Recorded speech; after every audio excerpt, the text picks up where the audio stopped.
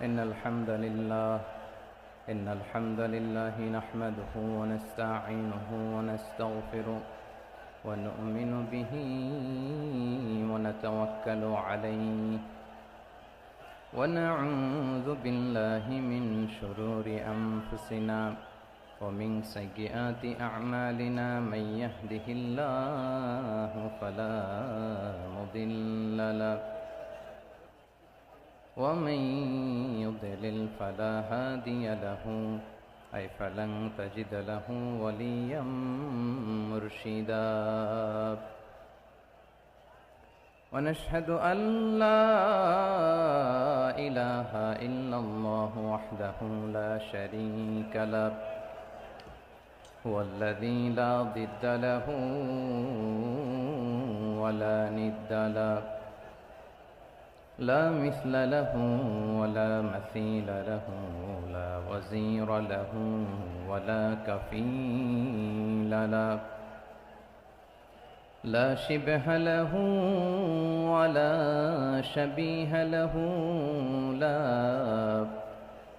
ولد له ولا والد له وهو الواحد الفرد الصمد لم يلد ولم يولد ولم يكن له كفوا أحد ونشهد أن سيدنا ونبينا وحبيبنا وبشيرنا ونذيرنا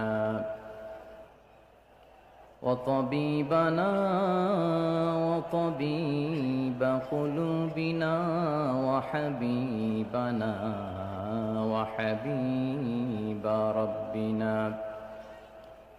محمدا عبد الله ورسوله أرسله بالحق بشيرا ونذيرا وداعيا إلى الله بإذنه وسراجا منيرا أما بعد فقد قال الله تعالى في كلامه المجيد وفي فرقانه الحميد أعوذ بالله من الشيطان الرجيم بسم الله الرحمن الرحيم إن الله يأمر بالعدل والإحسان وإيتاء ذي القربى وينهى عن الفحشاء والمنكر والبغي يعظكم لعلكم تذكرون إن الله وملائكته يصلون على النبي يا أيها الذين آمنوا صلوا عليه وسلموا تسليما اللهم صل على محمد وعلى آل محمد كما صليت على إبراهيم وعلى آل إبراهيم إنك حميد مجيد اللهم بارك على محمد وعلى آل محمد كما باركت على إبراهيم وعلى آل إبراهيم إنك حميد مجيد সকল প্রশংসার মালিককে সকল ক্ষমতার উৎসকে কেউ যেটা পারে না পারে কে কেউ যেটা দেখে না দেখে কে কেউ যেটা শোনে না শোনে কে সে আল্লাহ তাআলার দরবারে আমরা শুকরগুজার হচ্ছি। সবাই পড়ে নিচ্ছি কালিমাতুশ শুকর, আলহামদুলিল্লাহ। প্রিয় চট্টলাবাসী, গলা ছেড়ে দিয়ে আওয়াজ করে একসাথে সবাই পড়ুন, রব্বানা লাকাল হামদ হামদান কাসীরান তাইয়্যিবান মুবারাকান ফি ইয়া রাব্বি লাকাল হামদু কামা ইয়ানবাগি লিজালালি ওয়াজহিকা ওয়া আযীমি সুলতানিকা লাকাল হামদু বিল ঈমান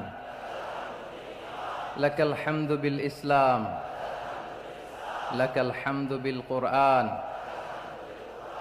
আল্লাহ রাব্বুল ইজ্জা ওয়াল জালালের দরবারে শুকরিয়া জ্ঞাপনের পাশাপাশি আমি আজকের এই ঐতিহাসিক চট্টগ্রামের প্যারেড ময়দানে আয়োজিত 5 দিন ব্যাপী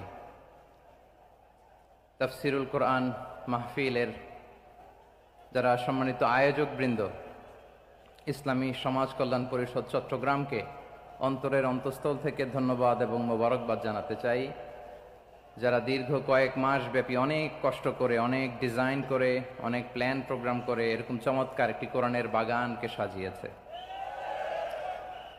আজকের এই প্রোগ্রামের সম্মানিত সভাপতি, প্রধান অতিথি, বিশেষ অতিথি, মঞ্চে উপবিষ্ট উলামায়ে কেরাম, কমিউনিটি লিডার্স, চট্টগ্রামের বিভিন্ন পর্যায়ের বিভিন্ন দলের সামাজিক, ধর্মীয়, রাজনৈতিক নেতৃবৃন্দ, ব্যবসায়ী ভাইয়েরা, চাকরিজীবী ভাইয়েরা, শ্রমজীবী ভাইয়েরা, ছাত্র ভাইয়েরা, পর্দার আড়ালে আমার মায়েরা এবং বোনেরা, সাংবাদিক বন্ধুরা, মিডিয়া কর্মী, ইউটিউবার্স, ভলান্টিয়ার্স, আপনাদের সবাইকে অন্তরের অন্তঃস্থল থেকে শুভেচ্ছা জানাই, মোবারকবাদ জানাই।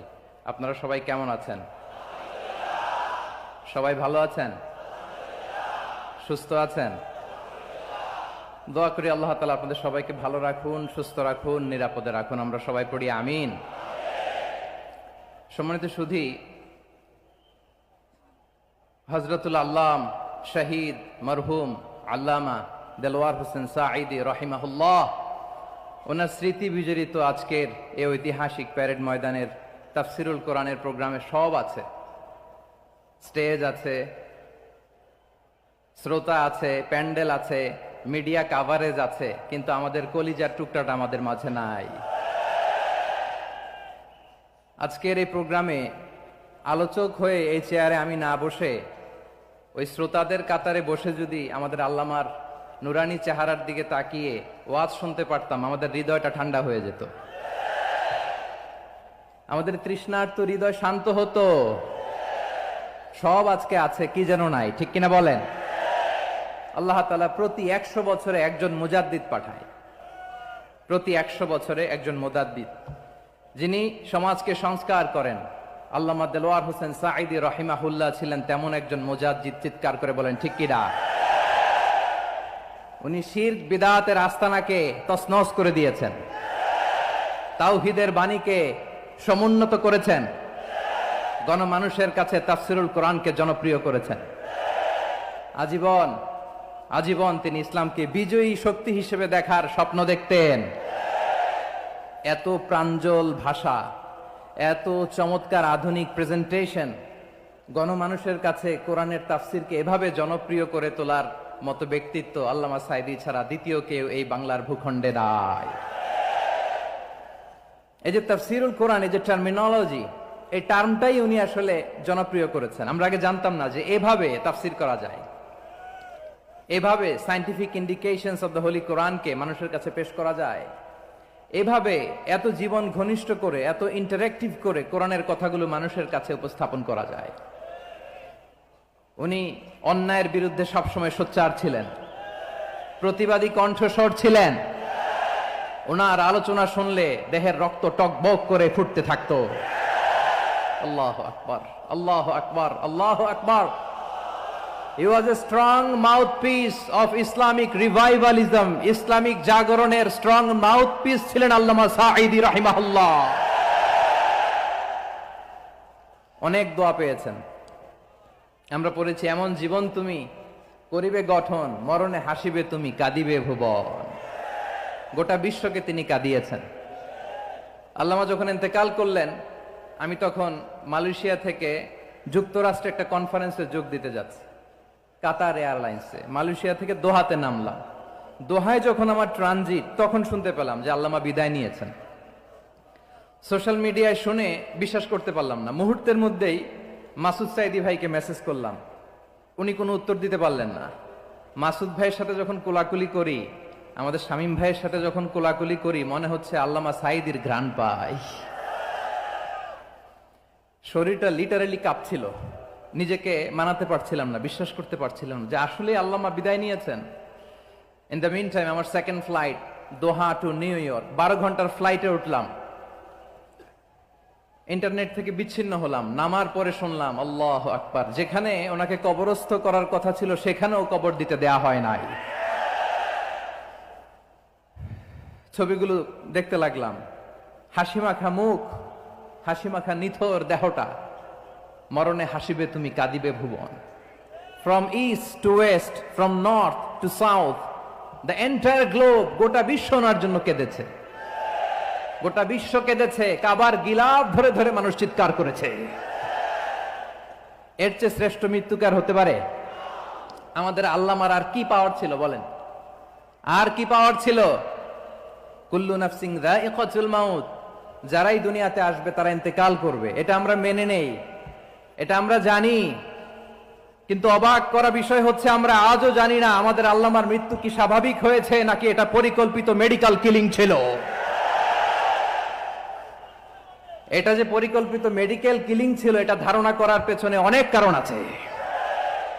তিনি আধিপত্যবাদের বিরুদ্ধে সোচ্চার ছিলেন, ফ্যাসিবাদের বিরুদ্ধে সোচ্চার ছিলেন, রাজনৈতিক প্রতিহিংসার শিকার ছিলেন।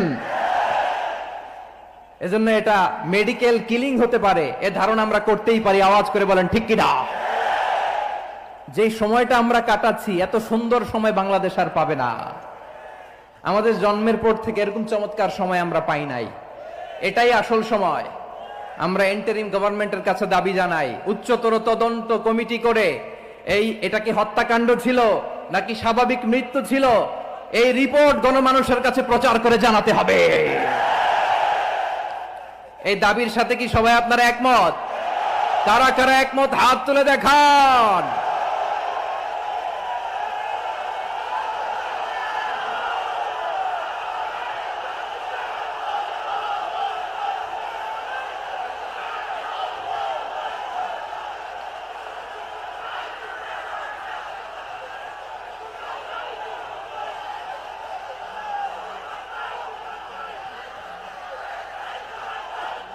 আমার প্রিয় ভাইয়েরা, প্রিয় চট্টলাবাসী, আল্লাহ তাআলা তার এই মুখলেস গোলামকে তার জান্নাতুল ফেরদাউসের মেহমান হিসেবে কবুল করুক, তার জীবনের সকল খেদমাগুলোকে কবুল করুক, জান্নাতুল ফেরদাউসের আলা মাকামে তাকে মেহমান হিসেবে কবুল করুক। আল্লামা শহীদ দেলোয়ার হোসেন সাঈদী রাহিমাহুল্লাহ, উনি ছাড়াও এই ঐতিহাসিক ময়দানে কথা বলেছেন আল্লামা লুৎফুর রহমান রাহিমাহুল্লাহ। চলে গিয়েছেন আমাদেরকে ছেড়ে। তিনি বলতেন ইনশাআল্লাহ মিজান আবার আসবে। হুজুর আমি তো আসলাম, আপনি তো আমাদেরকে ছেড়ে চলে গেলেন। আল্লাহু আকবার, আল্লাহু আকবার, আল্লাহু আকবার। গলায় কোনো সুর ছিল না, সুর দিয়ে কথা বলতেন না, কিন্তু এত চমৎকার শব্দের বুনন, এত চমৎকার প্রেজেন্টেশন, এত চমৎকার ভাবে ঐতিহাসিক বর্ণনাগুলো তিনি উপস্থাপন করতেন। মন্ত্রমুগ্ধ হয়ে আমরা আল্লামা লুৎফুর রহমানের কথা শুনেছি। আমরা হযরতুল আল্লাম লুৎফুর রহমান রাহিমাহুল্লাহর জন্য এই বিশাল ময়দান থেকে দোয়া করছি, আল্লাহ তাআলা তুমি তোমার এই খাদেমকে জান্নাতের মেহমান হিসেবে কবুল করে নাও।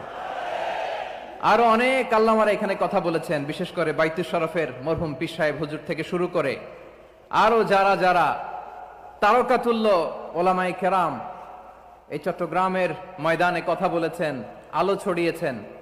আমরা এই লক্ষ লক্ষ তাওহীদি জনতাকে নিয়ে তাদের জন্য দোয়া করছি, আল্লাহ তাআলা ওনাদের জীবনের সকল ভুল ত্রুটি ক্ষমা করে দিয়ে তাদেরকে জান্নাতুল ফেরদাউসের মেহমান বানিয়ে নিক। আমরা এই ঐতিহাসিক প্যারেড ময়দানের প্রোগ্রাম থেকে স্মরণ করতে চাই 24-এর ছাত্র নাগরিক অভ্যুত্থানে আমার যে সমস্ত ছাত্র নাগরিক ভাইয়েরা দেহের তাজা রক্ত বিলিয়ে দিয়ে নতুন বাংলাদেশ আমাদেরকে উপহার দিয়েছে। বিশেষ করে আপনাদের এই চট্টগ্রামের শহীদ ফাইসাল, শহীদ ওয়াসিম সহ সকল শহীদকে আল্লাহ তাআলা কবুল করুক, আমরা সবাই পড়ি আমিন। প্রিয় ভাইয়েরা, আমি নগণ্য একজন কোরআনের ছাত্র, এত বিশাল মঞ্চে এত বড় প্ল্যাটফর্মে কথা বলা আমার জন্য সাজে না।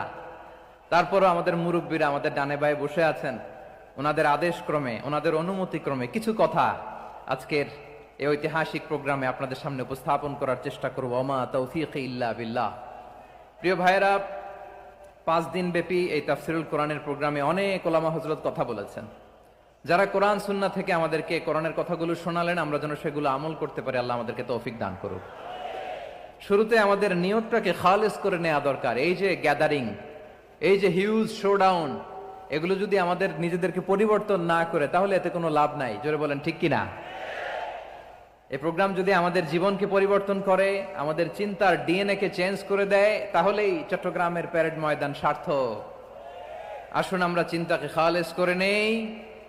আমরা সবাই নিয়ত করি যে যতটুকু কথা আমরা কোরআনের আলোকে শুনবো, আমলের নিয়তে শুনবো ইনশাআল্লাহ। বলেন সবাই।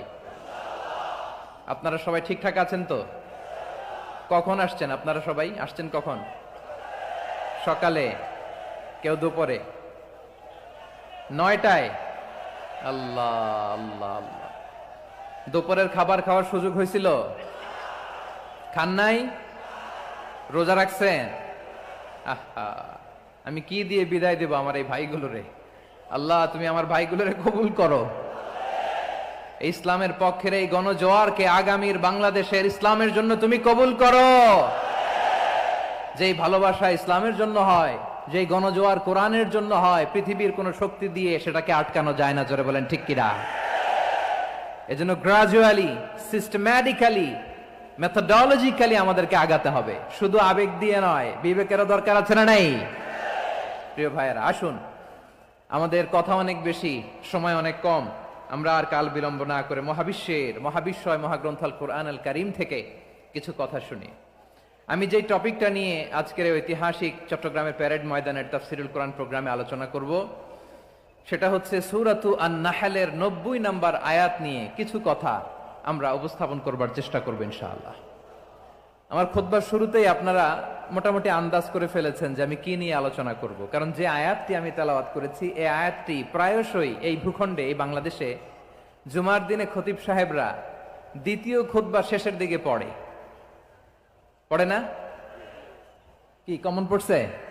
ইন্নাল্লাহা ইয়া'মুরু বিল আদলি ওয়াল ইহসান ওয়া ইতা'i যিল কুরবা ওয়া ইয়ানহা আনিল ফাহশাই ওয়াল মুনকারি ওয়াল বাগি ইয়া'iদুকুম লাআল্লাকুম তাযাক্কারুন। মুখস্থ আছে না সবার? আসুন আমরা এই আয়াতের সরল অর্থ, এর মর্মবাণী, এর সংক্ষিপ্ত তাফসীর সবাই মিলে আজকের এই প্রোগ্রাম থেকে উদ্ধার করার চেষ্টা করি। আপনারা মনোযোগী আছেন তো? ইনশাআল্লাহ। এই আয়াতটা অনেক কম্প্রিহেন্সিভ একটা আয়াত। সাইয়েদনা আব্দুল্লাহ ইবনে মাসউদ রাদিয়াল্লাহু তাআলা আনহু উনি বলেছেন, ইন্নাহা মিন আজমাই আয়াতিল কুরআন। এটা কোরআনের সবচেয়ে জামে মানে আয়াত। যদিও ছোট্ট আয়াত, অল্প কিছু কথামালা, কিন্তু তিনি বলতেন এটা কোরআনের সবচাইতে জামে মানে সবচেয়ে কম্প্রিহেন্সিভ একটা আয়াত, যেখানে কথা কম, শব্দ কম, কিন্তু এটার দোতনা, এটার আবেদন, এটার মিনিং অনেক বেশি। সুবহানাল্লাহ। এই আয়াতে আল্লাহ তাআলা বেসিকলি আমাদেরকে 3টা বিষয়ে আদেশ করেছেন আর 3টা বিষয়ে বারণ করেছেন, মানে নিষেধ করেছেন। আওয়াজ করে বলুন, আদেশ করেছেন কয়টা? প্রিয় চট্টলার ভাইয়েরা, আমার মতো এই যে 3 আঙ্গুল উঁচু করে বলেন, আদেশ করেছেন কয়টা? আবার নিষেধও কয়টা? মানবো তো আমরা ইনশাআল্লাহ? বলেন সবাই। 3 do's and 3 don'ts, do's and don'ts। 3টা আদেশ, 3টা নিষেধ। এই 3টা আদেশ আর 3টা নিষেধের ভেতরে আল্লাহ তাআলা গোটা ইসলামী শরিয়ার মূল নির্যাসকে ঢুকিয়ে দিয়েছেন। সুবহানাল্লাহ। এই ছোট্ট একটা আয়াতে গোটা ইসলামী শরিয়ার, the gist, the cream of the creams, গোটা ইসলামী শরিয়ার মূল নির্যাসকে আল্লাহ ঢুকিয়ে দিয়েছেন। 3টা আদেশ আর 3টা নিষেধ। আসুন আমরা সরাসরি কোরআন থেকে শুনি, সবাই পড়ুন। আউযু বিল্লাহি মিনাশ শাইতানির রাজীম। বিসমিল্লাহির রহমানির রহিম ইন্নাল্লাহা ইয়া'মুরু বিল আদলি ওয়াল ইহসানি ওয়া ইতা'i যিল কুরবা وينهى عن الفحشاء والمنكر والبغي يعظكم لعلكم تذكرون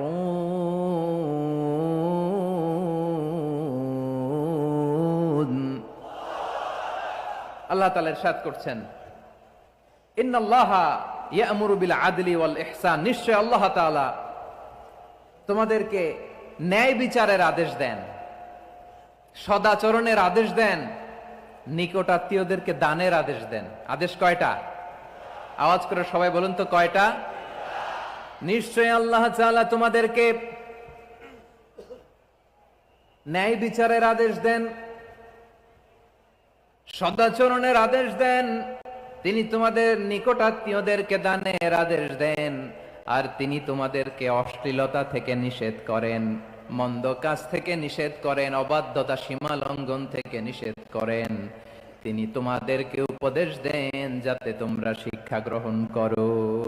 সুবহানাল্লাহ। উপদেশ দিচ্ছে স্বয়ংকে। তিনটা জিনিসের আদেশ। ইয়া'মুরু বিল আদল, সুবিচার ন্যায় বিচারের আদেশ তিনি দেন। ইহসানের আদেশ দেন যাতে আমরা ইহসান করি, একে অপরের প্রতি সুবিচার করি, মহানুভবতা দেখায়, অনুগ্রহ দেখায়, আর নিকট আত্মীয়দেরকে যেন আমরা দান করি। এই তিনটা আদেশ তিনি দিয়েছেন। আর কোন তিনটা জিনিস থেকে তিনি বারণ করেছেন?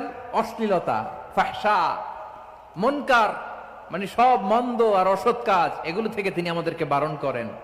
ওয়াল বাগি, অবাধ্যতা, সীমা লঙ্ঘন, এই তিনটা কাজ থেকে তিনি আমাদেরকে বারণ করেন। তিনি আমাদেরকে উপদেশ দেন, স্বয়ং আল্লাহ তাআলা আমাদেরকে উপদেশ দেন যাতে করে আমরা শিক্ষা গ্রহণ করি। সুবহানাল্লাহ পড়ে। তাহলে আসুন আমরা ধরে ধরে একটা একটা করে সামনের দিকে আগাই। আল্লাহ তাআলা প্রথমে আমাদেরকে আদেশ দিয়েছেন আদালের। ইন্নাল্লাহা ইয়া'মুরু বিল আদল। আওয়াজ করে বলুন আল আদাল। সবাই পড়ুন আল আদাল। আমরা উর্দু জানি, হিন্দি জানি, অনেকে ইংরেজিও জানি, কিন্তু আরবি শব্দগুলো আমাদের মুখ দিয়ে বেরোতে চায় না। আওয়াজ করে বলুন আল আদাল। মাশাআল্লাহ। ইন্নাল্লাহা ইয়া'মুরু বিল আদল। আল্লাহ তাআলা আমাদেরকে আদলের আদেশ দেন। আদল অনেকে না বুঝলেও আদালত শব্দটা বুঝবেন। আদালত, আদালত, আদালত বুঝেন না? যেখানে বিচার কার্যের ফয়সালা করা হয়, কোর্ট কাচারি আদালত, এটা তো ভেরি কমন। এটা শুনছেন না সবাই? আদালত, যেখানে ন্যায় বিচার হবে, সুশাসন হবে। কিন্তু ভাগ্যের কি নির্মম পরিহাস, ওখান থেকে মিথ্যা সাক্ষী দিয়ে মনমতো রায় দিয়ে দেয়া হয়। এগুলোর পরিবর্তন হওয়ার দরকার আছে না নাই? প্রিয় ভাইয়েরা, আদালত, আল আদল, ইংরেজিতে বলে জাস্টিস, ন্যায় বিচার, সুবিচার, সুশাসন, জাস্টিস, আল আদল, সব জায়গায় এই জাস্টিস থাকা দরকার। Justice should be prevailed in the society. The mission of all prophet was to uphold the justice. সব নবীর মিশন ছিল এই জাস্টিসকে, আদালকে, সুশাসন আর সুবিচারকে নিশ্চিত করা। পড়েন সুবহানাল্লাহ। And the core message of every divine scripture was to uphold justice. পৃথিবীর সব আসমানি কিতাবের মূল শিক্ষা ছিল এই জাস্টিসকে সমাজে এনশিওর করা, সুবিচার, সুশাসনকে এনশিওর করা। তাহলে প্রিয় ভাইরা, আমরা বুঝতে পারলাম আল আদল শব্দের মানে হচ্ছে ইনসাফ বা সুবিচার বা ন্যায় বিচার। এটা হচ্ছে একটা general meaning, very general meaning. আপনি যদি ইন ডেপথ বুঝতে চান, আরো ভেতরে যান, তাহলে আদল মানে হচ্ছে সমন্বয়, আদল মানে হচ্ছে ভারসাম্য, ব্যালেন্স। আদল মানে হচ্ছে মধ্যম পন্থা। সুবহানাল্লাহ পড়েন।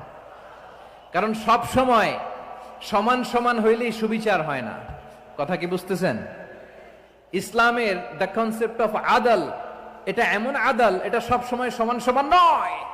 যখন সমান সমান দেয়া দরকার, ইসলাম সমান সমান দেয়। যখন ব্যালেন্স করা দরকার, চেক এন্ড ব্যালেন্স, সমন্বয়, ভারসাম্য করা দরকার, তখন ইসলাম ভারসাম্য করে দেয়। এটার নাম আদল। সুবহানাল্লাহ। সহজ করে আপনাদেরকে বুঝাই। যেমন ধরুন, একটা পরিবারের 3 জন সদস্য, স্বামী, স্ত্রী আর সন্তান। তাদের সকালবেলার ব্রেকফাস্টে স্বামীর সকালের নাস্তায় স্বামীর 3টা রুটি লাগে, স্ত্রীর 2টা লাগে, আর সন্তানের 1টা রুটি লাগে। এখন আমি যদি সমান সমান করে আদল করতে চাই, সবাইকে যদি 3টা করে রুটি দেই, তাহলে স্বামী বেচারার জন্য ঠিক আছে কি বলেন? কথা কি বুঝতেছেন না কষ্ট হয়ে যাচ্ছে?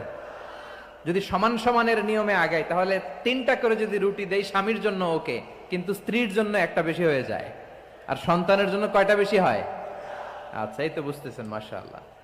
আচ্ছা, 2টা করে যদি সবাই রে দেয় সমান সমান নীতিতে, তাহলে স্ত্রীর জন্য, স্ত্রী বেচারির জন্য ঠিক আছে, কিন্তু স্বামীর কয়টা কম পড়ে? আর সন্তানের বেশি হয়ে যায় কয়টা? আচ্ছা, সমান সমান নীতিতে সবাইকে যদি সকালের নাস্তার জন্য 1টা করে রুটি দেই, সন্তানের জন্য ঠিক আছে, কিন্তু স্ত্রী বেচারির কম পড়ে কয়টা? স্বামীর কম পড়ে কয়টা? 2টা। কথা কি বুঝতেছেন? আর আমি যদি স্বামীকে দেই 3টা, স্ত্রীকে দেই 2টা, আর সন্তানকে দেই 1টা, তাহলে কারো অপচয় হবে না। যার যতটুকু দরকার ঠিক ততটুকুই কাজে লাগবে। চিল্লায় বলেন ঠিক কিনা? এটাই হচ্ছে ইসলামের আদল, যেখানে যার যতটুকু দরকার তাকে সেখানে ঠিক ততটুকু দিয়ে দেওয়ার নামই হচ্ছে আদল। চিল্লায় পড়েন আল্লাহু আকবার। রব্বুল আলামিন বলেন, ইউসিকুমুল্লাহু ফি আওলাদিকুম লিযযাকারি মিসলু হাযযিল উনসায়াইন। আল্লাহ তোমাদেরকে ওসিয়ত করেন, তোমাদেরকে আদেশ দেন, উত্তরাধিকার সম্পদ যখন বন্টন হবে, ছেলেরা যতটুকু পাবে, মেয়ে পাবে তার অর্ধেক। সুবহানাল্লাহ বলেন। দেখেন, ছেলে যদ্দূর, মেয়ে অর্ধেক, ছেলে ডবল পাবে। আপাত দৃষ্টিতে মনে হয় এখানে অবিচার হয়েছে, কিন্তু আসলে কি অবিচার হয়েছে? আপনি বিয়ের ক্ষেত্রে যান, ওইখানে আবার ছেলে মোহরানা দেয়, মেয়ে সেখানে মোহরানা পায়। তাহলে চেক এন্ড ব্যালেন্স, ভারসাম্য, ব্যালেন্স, মধ্যম পন্থা এখানে আছে না নাই?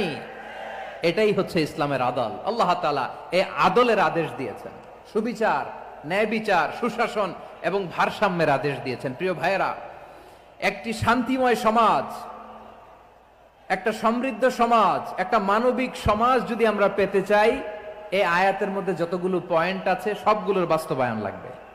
কথা বুঝতে পেরেছেন? বলেন, আওয়াজ করে বলেন, আমরা একটা শান্তির সমাজ চাই কি চাই না? আমরা একটা সমৃদ্ধ বাংলাদেশ চাই কি চাই না? আমরা একটা মানবিক বাংলাদেশ চাই কি চাই না? এই আয়াতে আল্লাহ তাআলা একটা মানবিক সমাজের রূপরেখা টেনেছেন। তার প্রথম কথা হচ্ছে, ইন্নাল্লাহা ইয়ামুরু বিল আদল।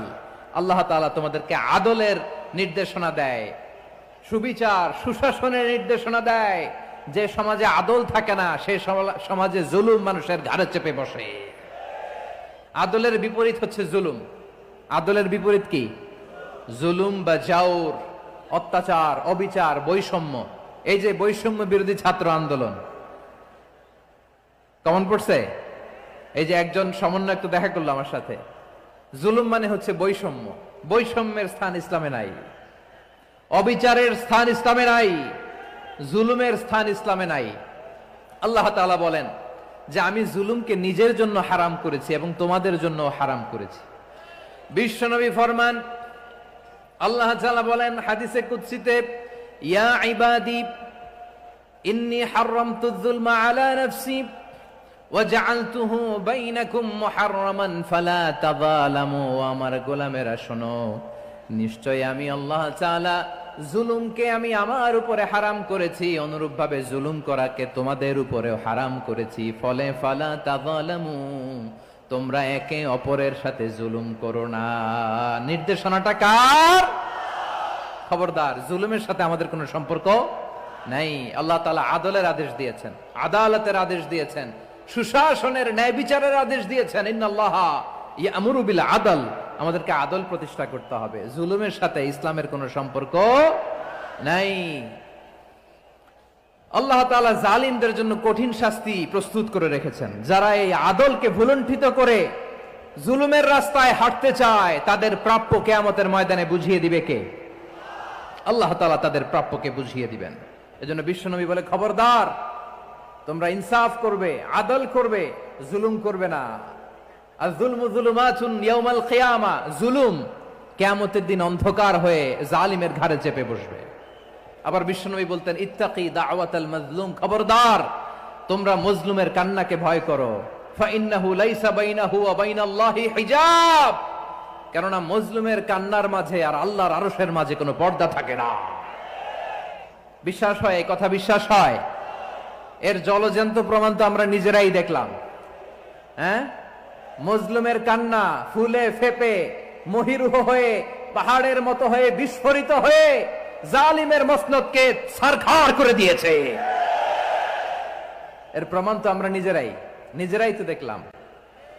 জালিমের পরিণতি কি হয় আমরা জীবদ্দশাই তো দেখলাম। এমনও কোন জুলুম নাই যে হয় নাই, ঠিক কিনা বলেন? আহারে জুলুম,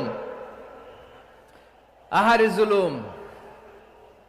রিসেন্টলি আয়না ঘরের কিছু ছবি প্রকাশিত হয়েছে সোশ্যাল মিডিয়ায়, দেখেছেন আপনারা? হ্যাঁ, ছোট্ট একটা জায়গা, স্বাধীন মানুষকে প্রাণীর মতো পাখির মতো খাঁচায় বন্দি করে রেখেছে। কখন দিন কখন রাত কিচ্ছু জানে না, কখন দিন কখন রাত কিছু জানে না। বছরের পর বছর কেটে গিয়েছে। এক্সট্রা জুডিশিয়াল কিলিং এর কোনো হিসাব নাই, বিচার বহির্ভূত হত্যা, এনফোর্স ডিসঅ্যাপিয়ারেন্স, গুম, যেটা সবচাইতে বড় মানবতা বিরোধী অপরাধ। কত মানুষ যে গুম হয়েছে তার কোনো ইয়ত্তা নাই। যেই ফ্যামিলির সদস্য গুম হয়েছে তারা কি ওই লোকটার জন্য মাগফিরাতের দোয়া করবে নাকি সুস্বাস্থ্যের দোয়া করবে তারা নিজেরাও জানতো না, কারণ জানে না ও বেঁচে আছে না মরে গেছে। আহা, বিডিআর নওজওয়ানদের যারা ছাড়া পেল দেখলাম, বিনা অপরাধে কোনো অন্যায় ছাড়া অপরাধ ছাড়া তাদের জীবন থেকে, তাদের তারুণ্যের, তাদের যৌবনের 15 বছর 16 বছর 17 বছর নাই, 6 মাস বয়সের ছোট বাচ্চাকে রেখে জেলে গেছে। 6 মাসের মেয়ে বেরোয় দেখে মেয়ের বয়স 17 বছর। মেয়ে বাবারে চিনে না, বাবা মেয়েরে চিনে না। মেয়েকে এখন বিয়ে দিয়ে আরেক ছেলের হাতে তুলে দিবে। মেয়ের শৈশব বাবা দেখে নাই, মেয়ের কৈশোর বাবা দেখে নাই, মেয়ের তারুণ্য দেখে নাই। আরেক যুবককে দেখলাম 14 বছরের 14 দিনের সংসার, 2 সপ্তাহের সংসার শেষে জেলে গেছে। কত যুবকের যে স্ত্রী চলে গিয়েছে ফ্যামিলি ছেড়ে, কারণ জানে না তো কবে আসবে কি হবে, কেউ জানতো না। দাম্পত্য জীবনের মাত্র 14 দিনের স্মৃতি, এই স্মৃতিকে আঁকড়ে ধরে এক বোন 16টা বছর 17টা বছর কাটিয়ে দিয়েছে। আমি নিউজটা দেখে ভাবলাম আমার এই বোনের প্রতিটি দিন কিভাবে কেটেছে, প্রতিটি রাত কিভাবে কেটেছে, প্রতিটি ক্ষণ কিভাবে কেটেছে। বিশ্বনবী বলেছেন, ইত্তাকি দাওয়াতাল মাজলুম ফাইন্না লাইসা বাইনাহু ওয়া বাইনাল্লাহি হিজাব। মাজলুমের কান্নাকে ভয় করো, কারণ মাজলুমের কান্না আর আল্লাহর মাঝে কোনো পর্দা থাকে না। আমরা আর এরকম কোন জুলুম বাংলাদেশে দেখতে চাই না, জোরে বলেন ঠিক কিনা? আর কেউ নতুন করে জালিম হোক আপনারা চান? আবার নতুন করে কেউ ফ্যাসিস্ট হোক আপনারা চান? এক দল আরেক দলকে নিশ্চিহ্ন করার রাজনীতিতে মেতে উঠুক এটা আপনারা চান? আমরা বাংলাদেশকে আদল দিয়ে সাজাতে চাই। আমরা এই 56,000 বর্গ মাইলের প্রতিটা ইঞ্চি মাটিকে কোরআনের আইন দিয়ে সাজাতে চাই। রাজি আছেন আপনারা? কারা কারা রাজি দেখান হাত তুলে আল্লাহকে।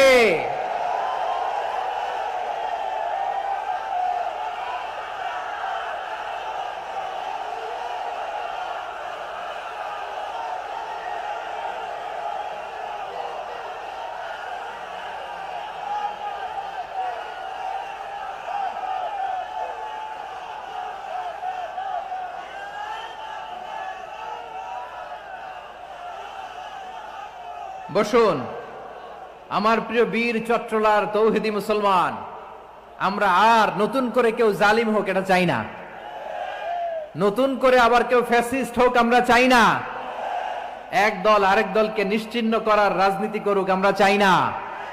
আমরা সুশাসনের বাংলাদেশ চাই, আমরা মানবিক বাংলাদেশ চাই, আমরা একটা সমৃদ্ধ বাংলাদেশ চাই, আমরা বিশ্বের বুকে সম্মান নিয়ে মাথা উঁচু করে দাঁড়াতে চাই, ঠিক কিনা বলেন? আল্লাহ বললেন, এটা যদি তোমরা চাও, একটা সমৃদ্ধ সমাজ যদি বিনির্মাণ করতে চাও, মানবিক সমাজ যদি বিনির্মাণ করতে চাও, আমি তোমাদেরকে সেজন্য প্রথমেই আদালতের নির্দেশ দিলাম। ইন্নাল্লাহা ইয়া'মুরু বিল আদল, নিশ্চয় আল্লাহ তাআলা তোমাদেরকে ন্যায় বিচার সুশাসন এটার আদেশ দেন। সুবহানাল্লাহ। আদাল, ন্যায় বিচারের আদেশ আল্লাহ তাআলা কোরআনের বিভিন্ন আয়াতে দিয়েছেন। আল্লাহ তাআলা বলছেন, ইন্নাল্লাহা يأمركم أن تؤدوا الأمانات إلى أهلها وإذا حكمتم بين الناس أن تحكموا بالعدل إن الله نعم ما يعظكم به إن الله كان سميعا بصيرا। আল্লাহ তাআলা বললেন, আল্লাহ আদেশ দিচ্ছেন যে ব্যক্তি আমানতের হকদার তার হাতে তোমরা আমানত পৌঁছে দাও, আর যখন তোমরা বিচার কার্য করবে, বিচার ফয়সালা করবে, আদালতের সাথে করো। সুবহানাল্লাহ বলেন। ওয়া ইযা হাকামতুম বাইনান নাসি আন তাহকুমু বিল আদল, আদালতের সাথে করবা। আল্লাহ তাআলা বলেন, যারা জাজ হবে, বিচারক হবে, তাদের যদি বাদী বিবাদীর কারোর সাথে শত্রুতা থাকে, কারোর সাথে যদি কোনো ধরনের রেষারেষি থাকে, আল্লাহ বলেন বিচার কার্য করতে যে ওই শত্রুতা রেষারেষির কারণে আদালতের বাইরে যে অবিচার করে বিচার করো না। ওয়ালা ইয়াজরিমান্নাকুম শানাআনু কওমিন আলা আল্লা তা'দিলু ই'দিলু হুয়া আকরাবু লিত্তাকওয়া ওয়াত্তাকুল্লাহা ইন্নাল্লাহা খাবীরুম বিমা তা'মালুন। খবরদার কোন জাতির প্রতি, কোন গোষ্ঠীর প্রতি, কোন গোত্রের প্রতি আক্রোশ যেন তোমাদেরকে ন্যায় বিচার থেকে দূরে সরিয়ে না দেয়, বরং আমি আল্লাহর আদেশ হলো ই'দিলু, তোমরা আদল করো, ন্যায় বিচার করো, সুবিচার করো, সুশাসন প্রতিষ্ঠা করো। হুয়া আকরাবু লিত্তাকওয়া, এটাই তাকওয়ার সবচেয়ে কাছাকাছি। সুবহানাল্লাহ বলেন। কোরআনের বিভিন্ন আয়াতে আল্লাহ তাআলা স্পেসিফিকলি ধরে ধরে বিচার করার সময় আমরা যেন আদাল করি সেটা বলেছেন। কোরআনের কোন কোন জায়গায় আল্লাহ তাআলা এই আল আদ শব্দটা ব্যবহার করেছেন। আবার একই জিনিস ইনসাফ, সুবিচার, সুশাসন, ন্যায় বিচার, ন্যায় পরায়ণতা বুঝাতে আল্লাহ তাআলা কখনো কখনো আল কিসত শব্দটা ব্যবহার করেছেন। আওয়াজ করে সবাই বলুন আল কিসত। প্রিয় ভাইরা, সবাই আওয়াজ করে আমার সাথে সাথে বলুন আল কিসত। আল্লাহ তাআলা বলেন, ওয়া ইন হাকামতা ফাহকুম বাইনাহুম বিল কিসতি ইন্নাল্লাহা ইউহিব্বুল মুকসিতিন। যখন তুমি বিচার করবে, বিশ্বনবীকে উদ্দেশ্য করে অ্যাড্রেস করে বললেন, নবী হে, ইহুদিরা কোনো বিষয়ে মীমাংসার জন্য যদি আপনার দরবারে আসে, যদি বিচার করতে হয়, খবরদার অবিচার করবেন না। ফয়সালা যেটা করবেন কিসতের সাথে করবেন, ন্যায় পরায়ণতার সাথে করবেন, কারণ ইন্নাল্লাহা ইউহিব্বুল মুকসিতিন, নিশ্চয় আল্লাহ রাব্বুল ইজ্জাত ন্যায় পরায়ণশীলদেরকে বড্ড ভালোবাসেন। সুবহানাল্লাহ বলেন। ন্যায় পরায়ণ লোকদেরকে আল্লাহ তাআলা বড্ড ভালোবাসেন। অন্য আয়াতে আল্লাহ তাআলা বলছেন, وَنَضَعُ الْمَوَازِينَ الْقِسْطَ لِيَوْمِ الْقِيَامَةِ فَلَا تُظْلَمُ نَفْسٌ شَيْئًا। আমি কিয়ামতের দিন ন্যায় পরায়ণতার মানদণ্ড স্থাপন করব, যেটাকে আমরা মিজানের পাল্লা বলি। আল্লাহ বলেন, ন্যায় বিচারের মানদণ্ড কিয়ামতের ময়দানে আমি আল্লাহ স্থাপন করব। সেদিন কারো প্রতি বিন্দু পরিমাণ, এক চুল পরিমাণ অবিচার করা হবে না, কোনো অবিচার করা হবে না। সেদিন সুশাসন হবে, সুবিচার হবে, ন্যায় পরায়ণতার সাথে বিচার হবে। আওয়াজ করে পড়েন আল্লাহু আকবার। তাহলে প্রিয় ভাইরা, যে তিনটি বিষয়ে আল্লাহ তাআলা আমাদেরকে আদেশ দিয়েছেন, তার প্রথমটা হচ্ছে আদালত, ইনসাফ, সুবিচার, ন্যায় বিচার। এটা আমরা চাই কি চাই না? বিশ্বনবী ন্যায় বিচার, ন্যায় পরায়ণতা, সুশাসন প্রতিষ্ঠিত করেন কি করেন নাই? আপনারা বিশ্বনবীর সিরাত যারা পড়েছেন, আপনি দেখবেন বিশ্বনবীর সিরাতের পরতে পরতে, বাঁকে বাঁকে, সিরাতের বাঁকে বাঁকে এই আদালতের নমুনা মেলে। সুবহানাল্লাহ বলেন। ছোট্ট একটা নমুনা রাসূল সাল্লাল্লাহু আলাইহি ওয়াসাল্লামের আসসিরা আল আতরা থেকে ছোট্ট একটা নমুনা আপনাদের খেদমতে এখানে উপস্থাপন করি। বিশ্বনবী সাল্লাল্লাহু আলাইহি ওয়াসাল্লাম মক্কা বিজয় করলেন ৮ম হিজরিতে। মক্কা বিজয় শেষে তিনি কয়েক সপ্তাহ মক্কাতে অবস্থান করলেন। ইন দ্য মিন টাইম মক্কার একটা ভেরি প্রেস্টিজিয়াস এন্ড ডিগনিফাইড ফ্যামিলির নারী চুরিতে ধরা পড়ল। কিসে ধরা পড়লো? সবাই বলেন কিসে? আমাদের সমাজে আসেনি এটা? আছে? ছোট না বড়? হ্যাঁ, হিসাব করে শেষ করা যায় না। 3.25 কোটি টাকা নাই উন্নয়ন প্রকল্পের নামে। উন্নয়ন প্রকল্পের নামে 3.25 কোটি টাকা নাই। 3.25 কোটি টাকা লিখতে পারবেন আপনি? এক টানে লিখতে পারবেন? বুঝতেছেন কত বড় সংখ্যা? হ্যাঁ, বনু মাখজুমিয়া গোত্রের এক নারী মক্কায় চুরিতে ধরা পড়ল। বলেন তো চুরি করলে বিধান কি? কি কাটতে হবে? চুরির বিধান হলো হাত কেটে দাও, তাও সেটা গোপনে নয়, প্রকাশ্যে জনসম্মুখে হাত কেটে দাও। বনু মাখজুমিয়া গোত্রের নারী যখন চুরিতে ধরা পড়লো, সাহাবারা চিন্তায় পড়ে গেলেন। সবেমাত্র মক্কার লোকেরা কালিমা পড়ে মুসলমান হয়েছে, ইসলামের আইন কানুন তেমন জানে না, ইসলামী শরিয়ার সাথে বেশি পরিচিত নয়। এখন যদি বিশ্বনবী চুরির যেই বিধান এটা যদি কায়েম করে হাত যদি কেটে দেয়, না জানি মক্কার লোকেরা আবার বিগড়ে যায়, না জানি মক্কার লোকেরা আবার মুরতাদ হয়ে যায়, না জানি মক্কার লোকেরা ইসলাম থেকে দূরে সরে যায়। চলো চলো, সাহাবীরা মিলে পরামর্শ করলেন, চলো বিশ্বনবীর কাছে যে বলি, ও নবী, শুধু কেবলমাত্র একমাত্র এই নারীর জন্য চুরির হাত কাটার বিধানটা আপনি একটু থামিয়ে দেন। চুরির হাত কাটার যে বিধান এখানে একটু রহিত করে দেন, বাকিগুলা কইরেন মদিনাতে যে চলবে, কিন্তু মক্কায় এবারের জন্য মাফ করে দেন। কিন্তু কে বলবে? এই যে পরামর্শ, সাজেশন, এটা কে দিবে বিশ্বনবীর কাছে? সাহাবারা চিন্তায় পড়ে গেলেন। আল্লাহর নবীর সামনে দাঁড়িয়ে আল্লাহর দেয়া হুদুদ, আল্লাহর দেয়া বিধান থামিয়ে দেওয়া, মাফ করে দেওয়া, এই কথা বিশ্বনবীর সামনে বলার সাহস তো কেউ রাখে না। কেউ কেউ বলল, বিশ্বনবীর পালক পুত্র যায়েদ বিন হারেসার সন্তান উসামারে বিশ্বনবী নাতির মতো আদর করে, বড্ড বেশি ভালোবাসে উসামারে। এজন্য সাহাবারা উসামাকে বলতো হিব্বু রাসূলিল্লাহ, বিশ্বনবীর ভালোবাসা। কি বলতো? সাহাবীরা বললেন, বিশ্বনবীর ভালোবাসা হিব্বু রাসূলিল্লাহ, উসামারে পাঠাও। উসামারে বিশ্বনবী নাতির মতো স্নেহ করে, মায়া করে, ভালোবাসে। আমরা পারবো না, উসামা পারবে। সবাই মিলে ফুলিয়ে ফুসিয়ে ওসামাকে, ছোট্ট ওসামাকে রাজি করালো। ওসামা, এমন এমন কথা যে তুমি বিশ্বনবীর কাছে বলতে হবে, পারবা নাকি? ওসামা বলে, পারবো। সাইয়েদনা ওসামা রাদিয়াল্লাহু তাআলা আনহু তরুণ সাহাবী বিশ্বনবীর কাছে গেলেন, যে বললেন, নবী, বনু মাখজুমিয়া গোত্রের এক নারী চুরিতে ধরা পড়েছে, এবারের জন্য কি এই মহিলাটারে মাফ করে দিলে হয় না? এবারের জন্য একটু ক্ষমা করা যায় না নবী? বিশ্বনবী বলেন, আতাশফাউ ফি হাদ্দিম মিন হুদুদিল্লাহ, তোমার এত বড় সাহস উসামা, তুমি আল্লাহর হাদ, আল্লাহর দেয়া বিধান, এটার ব্যাপারে সুপারিশ করতে এসেছো? তোমরা কি জানো তোমাদের আগে যত কওম, যত গোত্র, যত জনপদ ধ্বংস হয়েছে তার কারণ ছিল তাদের মধ্যে গরিবরা অন্যায় করলে তারা বিচার করত, আর ধনীরা অন্যায় করলে তারা মাফ করে দিত। খবরদার! ওয়া আইমুল্লাহ লাউ আন্না ফাতিমাতা বিনতি মুহাম্মাদিন সারাকাত লাকাতা মুহাম্মাদুন ইয়াদাহা। বিশ্বনবী বললেন, ওরে ওসামা, বানু মাখজুমিয়ার ওই প্রেস্টিজিয়াস এন্ড ডিগনিফাইড ফ্যামিলির মেয়ে তো দূর কি বাত, অনেক দূরের কথা। জেনে রেখো ওসামা, আমার কলিজার টুকরা, নয়নের পুটুলি ফাতেমাও যদি মক্কার জমিনে আজকে এই চুরির দায়ে ধরা পড়তো, আমি বিশ্বনবী মুহাম্মাদুর রাসূলুল্লাহ ধরে ফাতেমার ডান হাতটা কেটে দিতে এক বিলম্ব দেরি করতাম না। ইন্নাল্লাহা ইয়া'মুরু বিল আদল,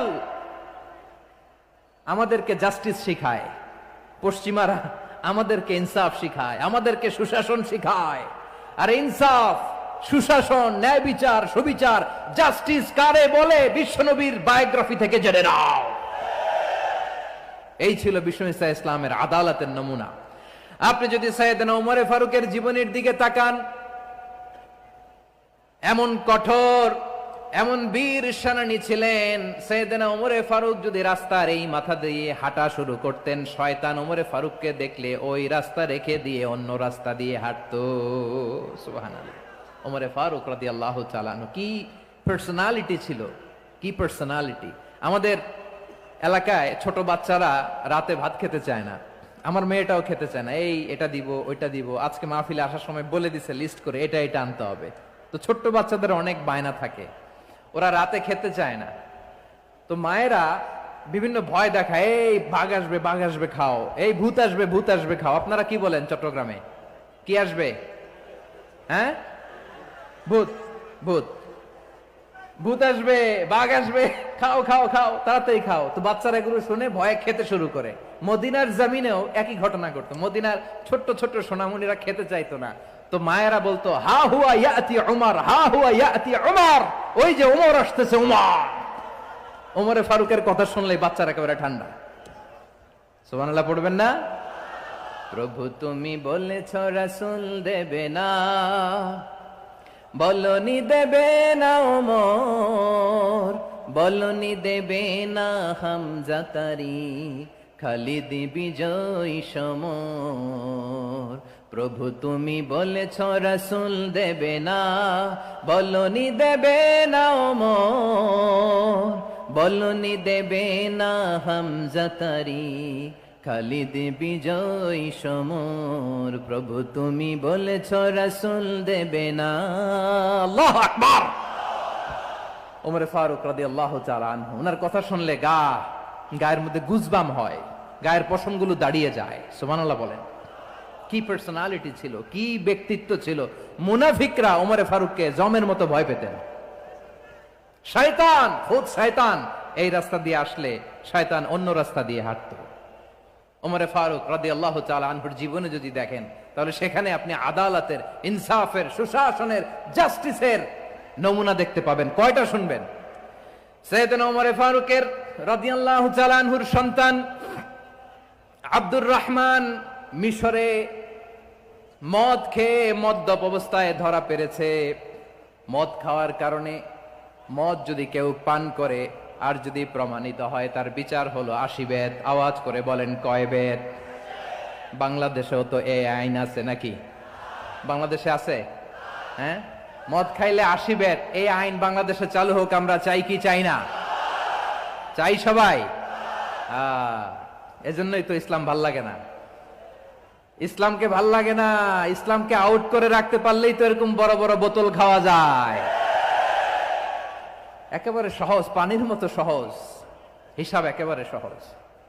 ওমরে ফারুক রাদিয়াল্লাহু তাআলা আনহুর ছেলে ভুল করে মদ পান করে ফেলেছিলেন। আব্দুর রহমান, ঘটনা ঘটেছে মিশরে। মিশরের গভর্নর তখন আমর ইবনুল আস রাদিয়াল্লাহু তাআলা আনহু। আব্দুর রহমানের ভাই যে গভর্নরকে বলল, গভর্নর যদি একটু দয়া করেন, খলিফার ছেলে আমার ভাই আব্দুর রহমান মদ্যপ অবস্থায় ধরা পড়েছে, জনসম্মুখে যদি আপনি বেত্রাঘাত করেন আমাদের প্রেস্টিজ থাকে না, যদি 80 বেত আপনি মারেন আমার কোনো কথা নাই, কিন্তু ঘরের ভেতরে মারেন। আব্দুর রহমানের ভাইয়ের সুপারিশ শুনে সাইয়েদনা আমর ইবনুল আস রাদিয়াল্লাহু তাআলা আনহু রাজি হয়ে গেলেন। ঘরের ভেতরে লোকচক্ষুর আড়ালে 80 বেত তিনি মানলেন। কিন্তু ঘটনাক্রমে এই কথা লুকিয়ে লুকিয়ে ঘরের ভেতরে 80 বেত মারার কথা সাইয়েদনা ওমর ফারুক মদিনা থেকে জানতে পারলেন। মদিনা থেকে তিনি ফরমান জারি করলেন, এই বিচার যেমনটি আমর ইবনুল আস আদায় করেছে, এটা প্রকৃতপক্ষে আদায় হয় নাই। আসো সবাই মদিনায় আসো, আমর ইবনুল আস মদিনায় আসো, আব্দুর রহমানও আসো, সবাই আসো, জনসম্মুখে এই বিচার কার্যকর করতে হবে। সাইয়েদনা ওমর ফারুক মসজিদে নববীর পিলারের মধ্যে নিজের ছেলেকে বাঁধলেন, আবার জনসম্মুখে 80টা বেত তার গায়ের মধ্যে মারলেন। মাজমুয়ে ফাতাওয়া ইবনে তাইমিয়া রাহিমাহুল্লাহ উনি এটা নকল করেছেন। এটা সবচেয়ে বিশুদ্ধ মত। আরো অনেক মত আছে, মারা গেছে কবরের উপর, ওগুলো বাদই দিলাম। কেমন খলিফা ছিলেন, কেমন খলিফা!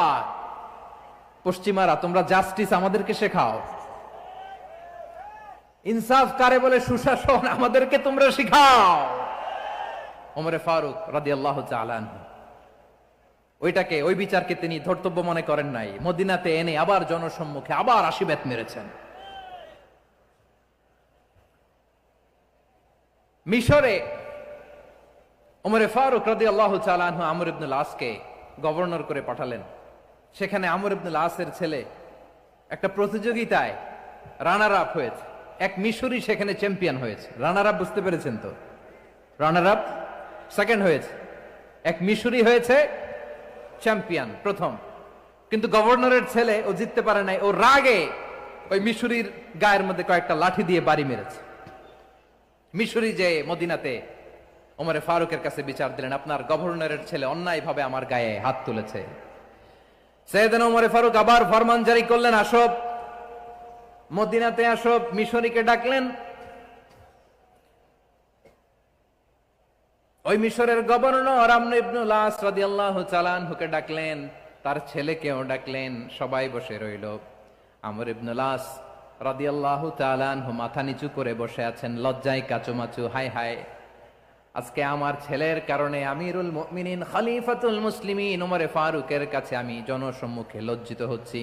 সাইয়েদনা ওমরে ফারুক বললেন, এই নাও লাঠি, গভর্নরের ছেলে তোমার মাথার মধ্যে যতগুলো বাড়ি মেরেছে, আজকে জনসম্মুখে তুমি অতগুলা বাড়ি মারো। মিশরী বলে, থাক, আপনি যে ডেকে আনছেন সবার সামনে এটা বলছেন, এতেই আমি খুশি। আল্লাহু আকবার। আপনার মহানুভবতা দেখে আমি খুশি, আর অপমানের দরকার নাই। ওমরে ফারুক বলে, না, খবরদার, এই কথা মিশরী তুমি বলো না, মারো, যতগুলা বাড়ি মেরেছে মারো। বাধ্য হয়ে মিশরী আমর ইবনুল আসের সামনে ওনার কলিজার টুকরা সন্তানের মাথার মধ্যে বাড়ি মারতে আরম্ভ করলেন। ঠিক যতগুলা বাড়ি গভর্নরের ছেলে আমর ইবনুল আসের ছেলে মিশরীর গায়ে মেরেছিল, মাথায় মেরেছিল, মিশরী গুনে গুনে ততটা মারলেন। এই দৃশ্য দেখে ওমরে ফারুক রেগে মেগে আগুন, রাগের চোটে রাগ সামলাতে না পেরে, আর নিজেকে সামলাতে না পেরে মিশরীরে বললেন, ছেলেরে মারা শেষ হয়ে গেলে এবার বাবার টাক মাথার মধ্যে কয়েকটা বাড়ি মার। রাগের চোটে, আউট অফ অ্যাঙ্গার, রাগের চোটে, যে আমার পাঠানো গভর্নর আমর ইবনুল আস তার ছেলেকে কেন আদব তারবিয়া কেন শিক্ষা দিতে পারে না। ছেলেরে মারা হইলে এবার আমর ইবনুল আসের মাথার মধ্যে দুইটা মারো। এটা রাগে বলেছেন, এটা শাস্তি হিসেবে না। সুবহানাল্লাহ পড়ে। তোমরা আমাদেরকে সুশাসন শিখাও, আমাদেরকে সুশাসন শিখাও। বিশ্বনবী বলেন, আদল এটা যেন তেন বিষয় না, এটা দিয়েই মানবিক সমাজ গড়তে হবে। আল্লাহ তাআলা কিয়ামতের কঠিন ময়দানে, যেদিন স্বামী স্ত্রীকে চিনবে না, স্ত্রী স্বামীকে দেখে পালিয়ে যাবে, বন্ধু বন্ধুরে চিনবে না, পীর সাহেব মুরিদরে চিনবে না, মুরিদ পীর সাহেবরে চিনবে না, দলের কর্মী তার নেতারে চিনবে না, নেতা তার কর্মীরে চিনবে না, বন্ধু বন্ধুরে দেখে পালাবে। এই কঠিন মুহূর্তে সূর্যটা মাথার কাছে চলে আসবে, জমিনটা তামার জমিন হবে। আজকের জমিনের মতো নয়। মানুষ ঘর্মাক্ত, ক্লান্ত, শ্রান্ত মাথার মগজগুলো কানের ছিদ্র আর নাকের ছিদ্র দিয়ে বেয়ে বেয়ে পড়বে। বিশ্বনবী ফরমান, কিয়ামতের ওই কঠিন ময়দানে 7 শ্রেণীর ব্যক্তিকে রব্বুল আলামিন তার আরশের নিচে ছায়া দিবেন। তার মধ্যে প্রথম শ্রেণীর ব্যক্তি হলো ইমামুন আদিল। ইমামুন আদিল, ন্যায়পরায়ণ শাসক, যে ইনসাফের সাথে বিচার করে, যে জাস্টিস সমাজে সার্ভ করে, যে সুশাসন নিশ্চিত করে, ওই ইমামুন আদিল। আদিল শব্দটা বুঝছেন না? ইন্নাল্লাহা ইয়া'মুরু বিল আদল, পাইছেন? আদিল। 7 শ্রেণীর ব্যক্তিকে আল্লাহ তাআলা সুশীতল আরশের নিচে ছায়া দিবেন, যেদিন তার দেয়া ছায়া ছাড়া কোনো ছায়া থাকবে না। এর প্রথম হচ্ছে ইমামুন আদিল, ন্যায়পরায়ণ শাসক। চিল্লায় বলেন সুবহানাল্লাহ। আবার বিশ্বনবী বললেন, ইন্নাল মুকসিতিনা ইনদাল্লাহি আলা মানাবিরা মিন নূর আন ইয়ামিনির রহমান। কিয়ামতের দিন যারা ন্যায়পরায়ণ হিসেবে আল্লাহর সামনে দাঁড়াবে, কিয়ামতের দিন রব্বুল আলামিন তার আরশের ডান দিকে ওই ন্যায়পরায়ণ লোকদের জন্য আরশের ডান দিকে একটা নূরের মিম্বারে তাদেরকে বসার সুযোগ করে দিবে। আল্লাহর আরশের ডান দিকে ন্যায়পরায়ণ লোকদের জন্য আল্লাহ তাআলা নূরের মিম্বার বানাবে। 4টেখানে কথা মনে করেছেন? আল আদাল, জাস্টিস। ইন্নাল্লাহা ইয়া'মুরু বিল আদল। আল্লাহ তাআলা এই আদালতের নির্দেশনা দেয়, সুবিচার, সুশাসন। প্রিয় ভাইয়েরা, এটা আমরা বাংলাদেশে চাই কি চাই না? এই যে অরাজকতা, এই যে অন্যায়, এই যে জুলুম, এই যে ইনকনসিস্টেন্সি সমাজের অসঙ্গতি, এর প্রধান কারণ জাস্টিস নাই, সুবিচার নাই, সুশাসন নাই। শেষবারের মতো আওয়াজ করে বলেন তো, আমরা বাংলাদেশে আদল চাই কি চাই না? তাহলে প্রথম নির্দেশনা শেষ। আল্লাহ তাআলা তোমাদেরকে আদলের আদেশ দেন। এরপরে আল্লাহ বললেন, আমি তোমাদেরকে ইহসানের আদেশ দেই। ইন্নাল্লাহা ইয়া'মুরু বিল আদলি ওয়াল ইহসান, আমি তোমাদেরকে যেমনি আদলের নির্দেশনা দেই তেমনি ভাবে তোমাদেরকে ইহসানের নির্দেশনা দেই। ইহসান, আওয়াজ করে সবাই বলেন তো ইহসান। সবাই বলেননি, সবাই বললে এতটুকু আওয়াজ হবে আমি বিশ্বাস করি না। আওয়াজ করে বলুন আল ইহসান। ইহসান মানে কারো প্রতি সফট হার্টেড হওয়া, মহানুভব হওয়া, অনুগ্রহ পরায়ণ হওয়া, অনুগ্রহশীল হওয়া, একে অপরের প্রতি দয়াদ্র হওয়া। একে অপরের প্রতি দয়াদ্র অনুগ্রহশীল হওয়া ছাড়া মানবিক সমাজ কঠিন কালেও গঠন করা সম্ভব না। প্রিয় ভাইয়েরা, সুন্দর আচরণ দিয়ে, ইহসান দিয়ে যা জয় করা যায়, নরম আচরণ দিয়ে যেটা অর্জন করা যায়, কঠোরতা দিয়ে সেটা পারা যায় না। বিষ্ণু ঈসা ইসলাম ইহসান দিয়ে, কোমল আচরণ দিয়ে, তার অনুগ্রহ দিয়ে তিনি অনেক কাফিরের হৃদয়কে জয় করে ফেলেছেন। সাইয়েদনা সুমামা ইবনে উসাল রাদিয়াল্লাহু তাআলা আনহুর কথা মনে পড়ে যায়। তিনি ছিলেন ইয়ামামার বাদশা। মদিনাতে বিশ্বনবীকে হত্যা করার নিয়তে এসেছিলেন। গোপনে গোপনে বিশ্বনবীকে হত্যা করে আবার ইয়ামামাতে তিনি ফিরে যাবেন। কিন্তু কি অবাক করা কাণ্ড, হত্যা করতে পারে নাই, সাহাবাদের হাতে তিনি ধরা পড়ে গেলেন। সাইয়েদনা সুমামা ইবনে উসাল রাদিয়াল্লাহু তাআলা আনহু হত্যার নিয়তে আসলেন, কিন্তু হত্যা করতে পারলেন না। সাহাবারা ওনাকে ধরে ফেললেন, ধরে মসজিদে নববীর পিলারের মধ্যে বেঁধে রাখলেন। সুমামা ইবনে উসাল, সিরাত থেকে শুনেন, সিরাত থেকে শোনাচ্ছি। রাদিয়াল্লাহু তাআলা আনহু ইয়ামামার অধিপতি ছিলেন। ইয়ামামা বিশ্বনবীকে হত্যার জন্য আসছেন, ধরা পড়ে গেছেন, এখন মসজিদে নববীতে বেঁধে রাখছে, তার মানে বন্দী। এখন স্ট্যাটাস কি? বন্দী, ক্যাপটিভ। বিষ্ণু ঈসা ইসলাম সাহাবাদেরকে বললেন তার খোঁজ খবর নিও, সুমামা ইবনে উসালের খোঁজ খবর নিও। সাহাবারা বলেন ইয়া রাসূলুল্লাহ, আপনাকে হত্যা করতে এসেছে, তার তো কঠিন ক্যাপিটাল পানিশমেন্ট হওয়া দরকার, কঠিন শাস্তি হওয়া দরকার। বিশ্বনবী বললেন না, আমি যেটা জানি তোমরা সেটা জানো না, তোমরা সুমামার সাথে ভালো আচরণ করো। বিশ্বনবী সুমামার কাছে গেলেন। প্রথম দিন যে তিনি কালেমার দাওয়াত দিলেন, ইমানের দাওয়াত দিলেন, ইসলামের দাওয়াত দিলেন, রিসালাতের দাওয়াত দিলেন, আখিরাতের দাওয়াত দিলেন। পরের দিন যে বিশ্বনবী সালাতের দাওয়াত দিলেন, যাকাতের দাওয়াত দিলেন, ইসলাম কি, কিভাবে, কেমন করে পালন করতে হয় চমৎকার আর্টিকুলেট করতে শুরু করলেন। তন্ময় হয়ে সুমামা ইবনে উসাল রাদিয়াল্লাহু তাআলা আনহু বিশ্বনবীর কথাগুলো শুনতে আরম্ভ করলো। একদিন নয়, দুই দিন নয়, টানা 3 দিন বিশ্বনবী সুমামার কাছে ইসলামকে প্রেজেন্ট করেছেন, উপস্থাপন করেছেন। আওয়াজ করে বলেন কয় দিন? 3 দিন। 3 দিন মসজিদে নববীতে বাধা। আর সাহাবীদেরকে বললেন তার খোঁজ খবর নিও, তোমরা যে রুটি বানাও এর মধ্যে সবচেয়ে ভালো আটার রুটিটা তারে দিও, সবচেয়ে রিফাইন্ড খেজুর, যেটা পিওর খেজুর, এটা তারে দিও। আর বিশ্বনবী নিজের উট থেকে দুধ দহন করে ওনার বাড়ির এক কর্মচারীকে বলেছেন দুধ দহন করে সুমামার জন্য নিয়ে যেও। সুবহানাল্লাহ পড়বেন না? সবাই তো অবাক, ইয়ামামা থেকে আসছে নবীকে হত্যা করতে, বিশ্বনবী দেখে তারে জামাই আদর করে, তাকে মজার মজার খাবার দিও, দুধ দিও, আদর আপ্যায়ন করো।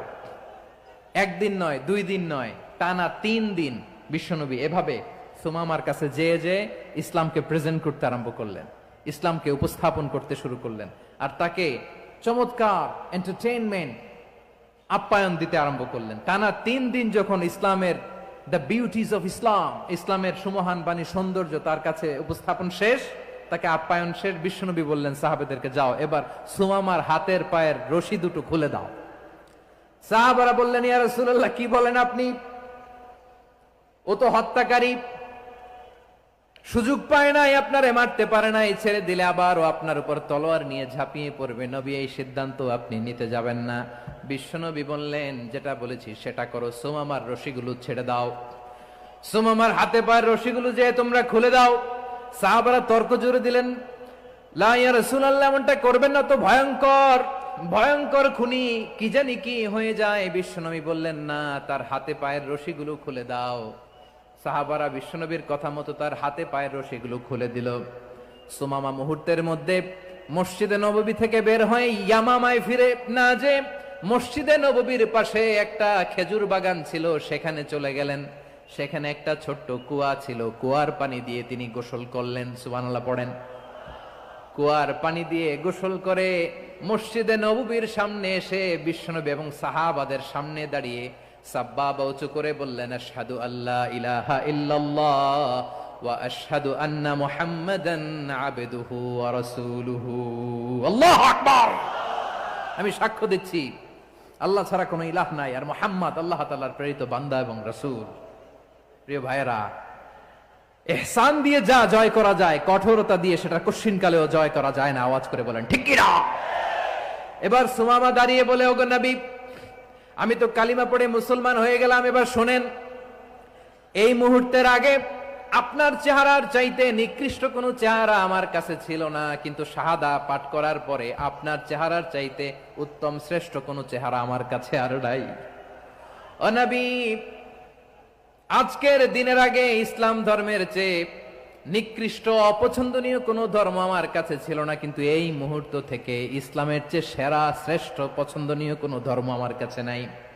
নবী গো, আজকের দিনের আগে মদিনার চাইতে অপছন্দনীয় নিকৃষ্ট কোনো শহর আমার কাছে ছিল না, কিন্তু এই মুহূর্তের পর থেকে মদিনার চাইতে কোনো শ্রেষ্ঠ শহর আমার জানা নাই। সে ছিল গমের বড় ডিলার, গম বেচত। কি বেচত? তার গম কিনে মক্কার লোকেরা রুটি খাইতো। সে ঘোষণা দিল, আজকে থেকে মক্কাবাসীদের জন্য সব গম আমি হারাম করে দিলাম, মক্কাবাসী এখন না খেয়ে মরে। সুবহানাল্লাহ পড়বেন না? মক্কাবাসী বিশ্বনবীর কাছে আসলেন, এসে বললেন, মুহাম্মদ, আমরা তো তোমার ভাই, তোমার চাচা, তোমার ভাতিজা, তোমার আত্মীয়, তুমি সুমামারে বলো সে যেন আবার গমের সাপ্লাই মক্কার জন্য অনুমতি দিয়ে দেয়। বিশ্বনবীর অনুমতি ক্রমে সুমামা আবার মক্কাতে গম পাঠাতে শুরু করলো। পড়েন সুবহানাল্লাহ। ইহসান, ইহসান দিয়ে আপনি যেটা জয় করতে পারবেন, you can win the heart of your enemies.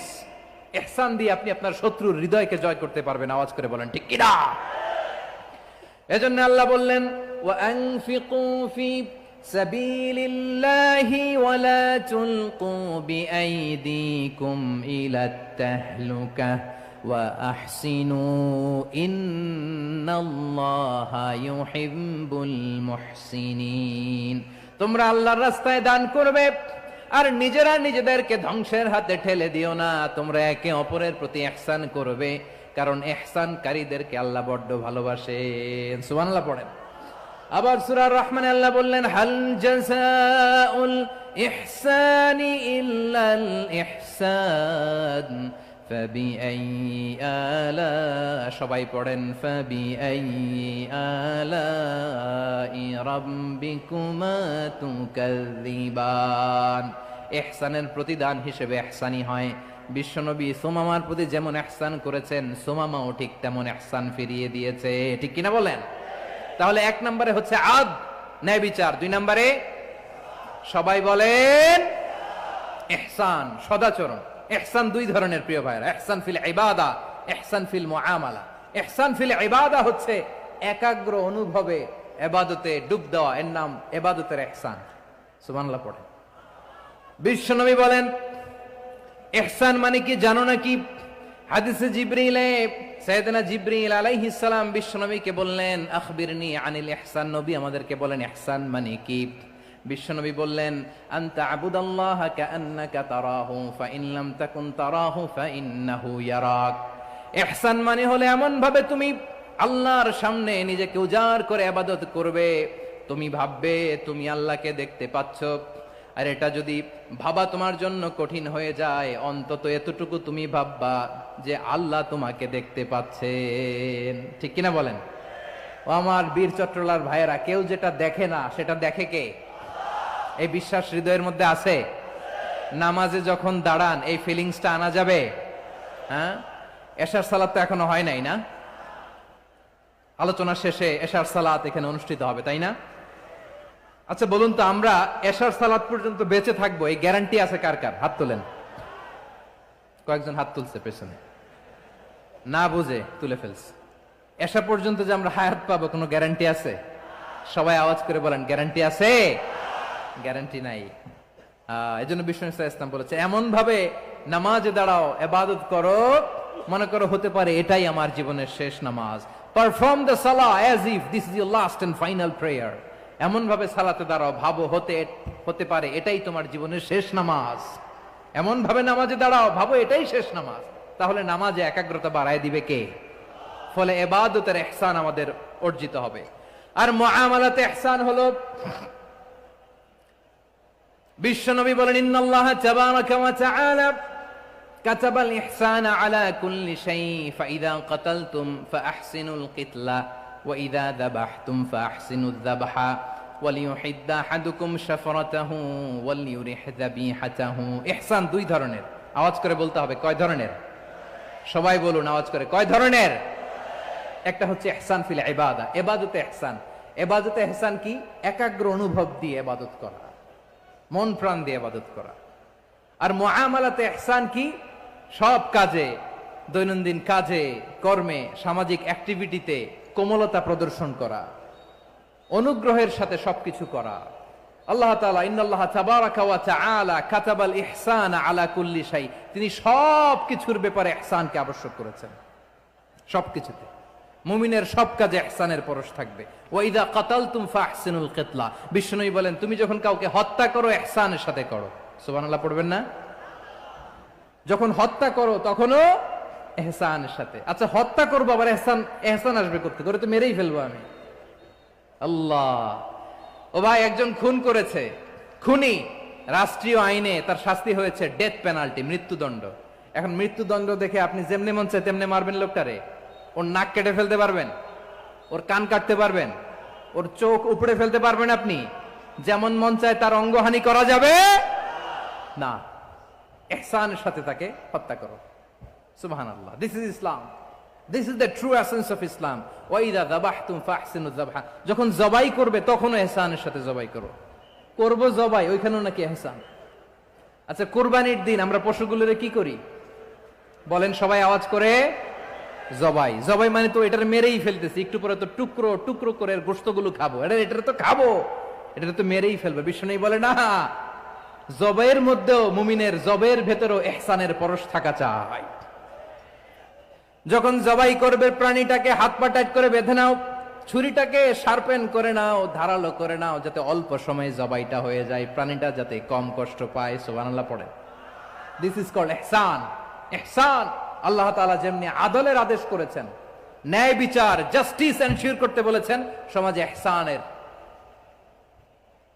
ব্যবহার, ইহসানের অনুশীলন তিনি করতে বলেছেন। এজন্য মুমিনের প্রতিটি কাজে, আমার চট্টগ্রামের ভাইরা আমার দিকে তাকান, খেয়াল করে শুনুন, মুমিন জীবনের প্রতিটি কাজে ইহসানের পরশ থাকা চাই।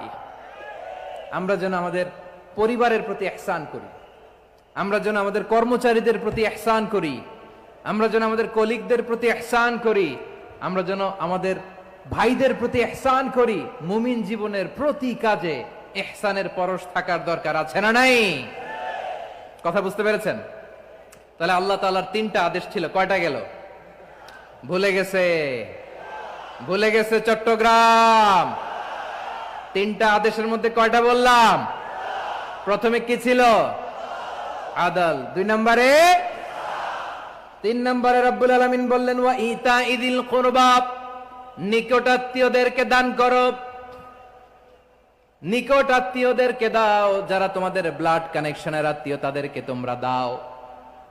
এখানে জেনারেলি বললেন দাও, কি দিব সেটা তিনি এখানে বলেন নাই, সেটা তিনি সূরাতুল ইসরার মধ্যে বলেছেন। আল্লাহ বলেন ওয়া আতিযাল কুরবা হাক্কাহ, নিকট আত্মীয়দেরকে তাদের অধিকার, তাদের প্রাপ্য তোমরা বুঝিয়ে দাও। দেখেন, একটা শান্তির সমাজ, একটা সমৃদ্ধ সমাজ, একটা মানবিক সমাজ গঠনের জন্য আল্লাহ তাআলা বেশি না, মাত্র 3টা অর্ডার, 3টা ভার্ডিক্ট তিনি জারি করেছেন। 1 নাম্বার সুশাসন, ন্যায় বিচার। 2 নাম্বার ইহসান। 3 নাম্বার নিকটাত্মীয়, যারা কাছের, তোমার ভেরি ক্লোজ রিলেশনশিপে আছে, তাদেরকে দাও। দাও, দিলে বাড়িয়ে দেয় কে? অনেকে দিতে চায় না, কৃপণতা করে। দিলে বাড়ায় দেয় কে? ও মিয়া, মদিনার মধ্যে সবচাইতে গরিব সাহাবী ছিল বেলাল রাদিয়াল্লাহু তাআলা আনহু। ওনার এন্টায়ার অ্যাসেট, সম্পদের পরিমাণ কতদূর জানেন? একটা লুঙ্গি। বেলাল রাদিয়াল্লাহু তাআলা আনহু, ওনার টোটাল ওয়েলথের এস্টিমেশন হচ্ছে মাত্র একটা লুঙ্গি। আহ, একটা লুঙ্গি, টোটাল ওয়েলথ এস্টিমেশন, টোটাল সম্পদের পরিমাণ বেলাল রাদিয়াল্লাহু তাআলা আনহুর কি ছিল? কথা বোঝে নাই বোধহয়, কি ছিল? ওই বেলাল রাদিয়াল্লাহু তাআলা আনহুকে বিষ্ণু ইসলাম বলেছেন, আনফিক ইয়া বেলাল, ও বেলাল তুমিও দাও। ওয়ালা তাখশা মিন যিল আরশি ইখলালা, আরশের অধিপতির তো কোনো ঘাটতি নাই, তুমি দিলে ওই আল্লাহ তোমারে বাড়ায় দিবে। এজন্য আমার প্রিয় ভাইয়েরা, দিলে কমে না, দিলে বাড়ে। অনেকে ধরে রাখে, নতুন কিছু নিতে পারে না, হাত দিয়ে যেটা ধরে রেখেছেন এটা দিয়ে দেন, বড় একটা ধরার সুযোগ পাবেন। জোরে বলেন ঠিক কিনা? ধরেন 5 কেজি ওজনের একটা ধরে রাখছেন, এখন 10, এটা না ছাড়লে 10 কেজি ধরতে পারবেন আপনি? আচ্ছা, 10 কেজির জিনিস একটা আছে হাতে, ওইটা যদি ছেড়ে দেন তাইলে না 15 কেজি ধরতে পারবেন? কথা বলেন ঠিক কিনা? তাহলে দিলে বাড়িয়ে দেয় কে? রব্বুল আলামিন বললেন 3 নাম্বার আদেশ হলো তোমাদের প্রতি সমাজটারে কেমন করে মানবিক সমাজ, সুন্দর সমাজ গড়বা। 3 নাম্বার আদেশ হলো ওয়া আতিদাল কুরবা হাক্কা, নিকটাত্মীয়দেরকে তাদের প্রাপ্য বুঝিয়ে দাও। এই নিকটাত্মীয়দেরকে তাদের অধিকার বুঝিয়ে দেওয়া, প্রাপ্য বুঝিয়ে দেওয়াতে আমাদের গাফলতি আছে না নাই? চট্টগ্রামে নাই? মাশাআল্লাহ আছে, আছে। অনেকে দেখবেন অনেক আল্লাহওয়ালা, তাহাজ্জুদ গুজার, সেজদা দিতে দিতে কপালে কালো দাগ ফেলে দিছে, সে তার বোনের হকটা আদায় করে নাই। আছে না নাই? হ্যাঁ, এখানেও আছে। সর্বনাশ।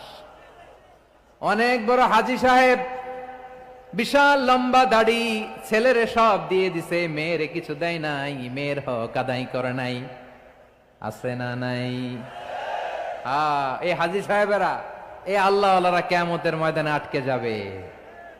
আপনি অন্যের অধিকার নষ্ট করেছেন, তাদের রাইটস কে ভায়োলেট করেছেন। এজন্য আল্লাহ তাআলা বলেন, কারো অধিকার যদি কেউ নষ্ট করে, ওই সমাজটা মানবিক সমাজ কঠিনকালেও হতে পারে না। এজন্য 3 নম্বর আল্লাহ বললেন ওয়া ইতা ইদিল কুরবা, নিকটাত্মীয়দেরকে দাও। কি দিবা? তাদের অধিকার দিয়ে দাও। বোনের অধিকার বুঝিয়ে দাও, মেয়ের অধিকার বুঝিয়ে দাও, ফুফুর অধিকার বুঝিয়ে দাও। দেখবেন অনেক মায়েরা ছেলের পাতে মুরগির রান দেয়, মেয়ের পাতে দেয় মুরগির ঠ্যাং। এরকম আছে না নাই? ছেলেরা কি দেয়? মুরগির। মেয়ের পাতে কি দেয়? তো মেয়ের কি মুরগির রান খেতে মনে চায় না?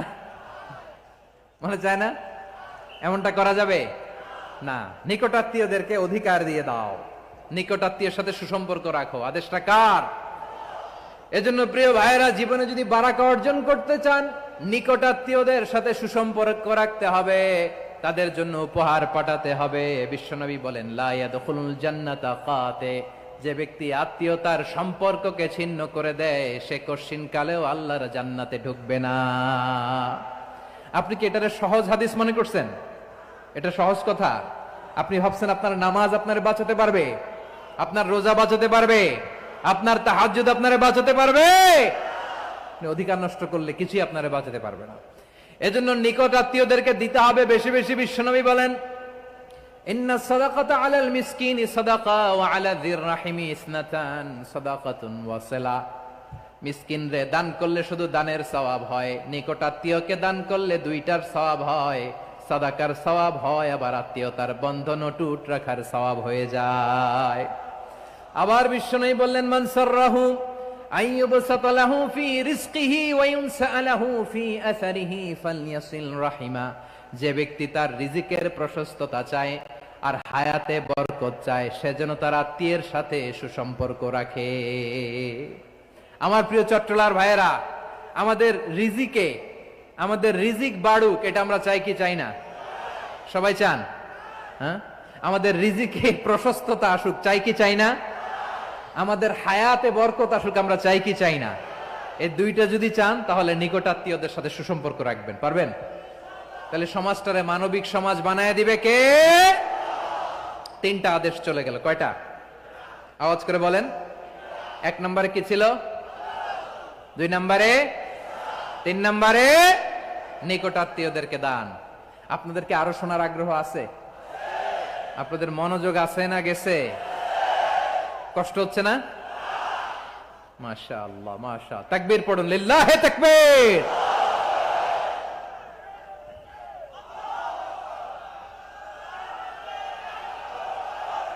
মাশাআল্লাহ, মাশাআল্লাহ।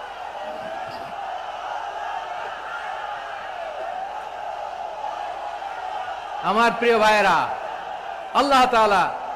আল্লাহ তাআলা তিনটা জিনিসের যেমনি আদেশ করেছেন, অনুরূপভাবে তিনটা বিষয় তিনি বারণ করেছেন, নিষেধ করেছেন। ওগুলোর কাছেও যাওয়া যাবে। শুনবেন। রাব্বুল আলামিন বলেন, ওয়ায়ানহা আনিল ফাহশাই ওয়াল মুনকারি ওয়াল বাগি। আমি যেমনি তিনটি বিষয়ে আদেশ করলাম, অনুরূপভাবে তিনটি বিষয়ে বারণ করলাম, নিষেধ করলাম। আমার 1 নাম্বার নিষেধাজ্ঞা হলো অশ্লীলতার প্রতি। ফাহশা, ওয়ায়ানহা আনিল ফাহশা, আল্লাহ তাআলা অশ্লীলতাকে নিষেধ করেছেন। কোন জিনিসকে? সবাই বলুন, কোন জিনিসকে?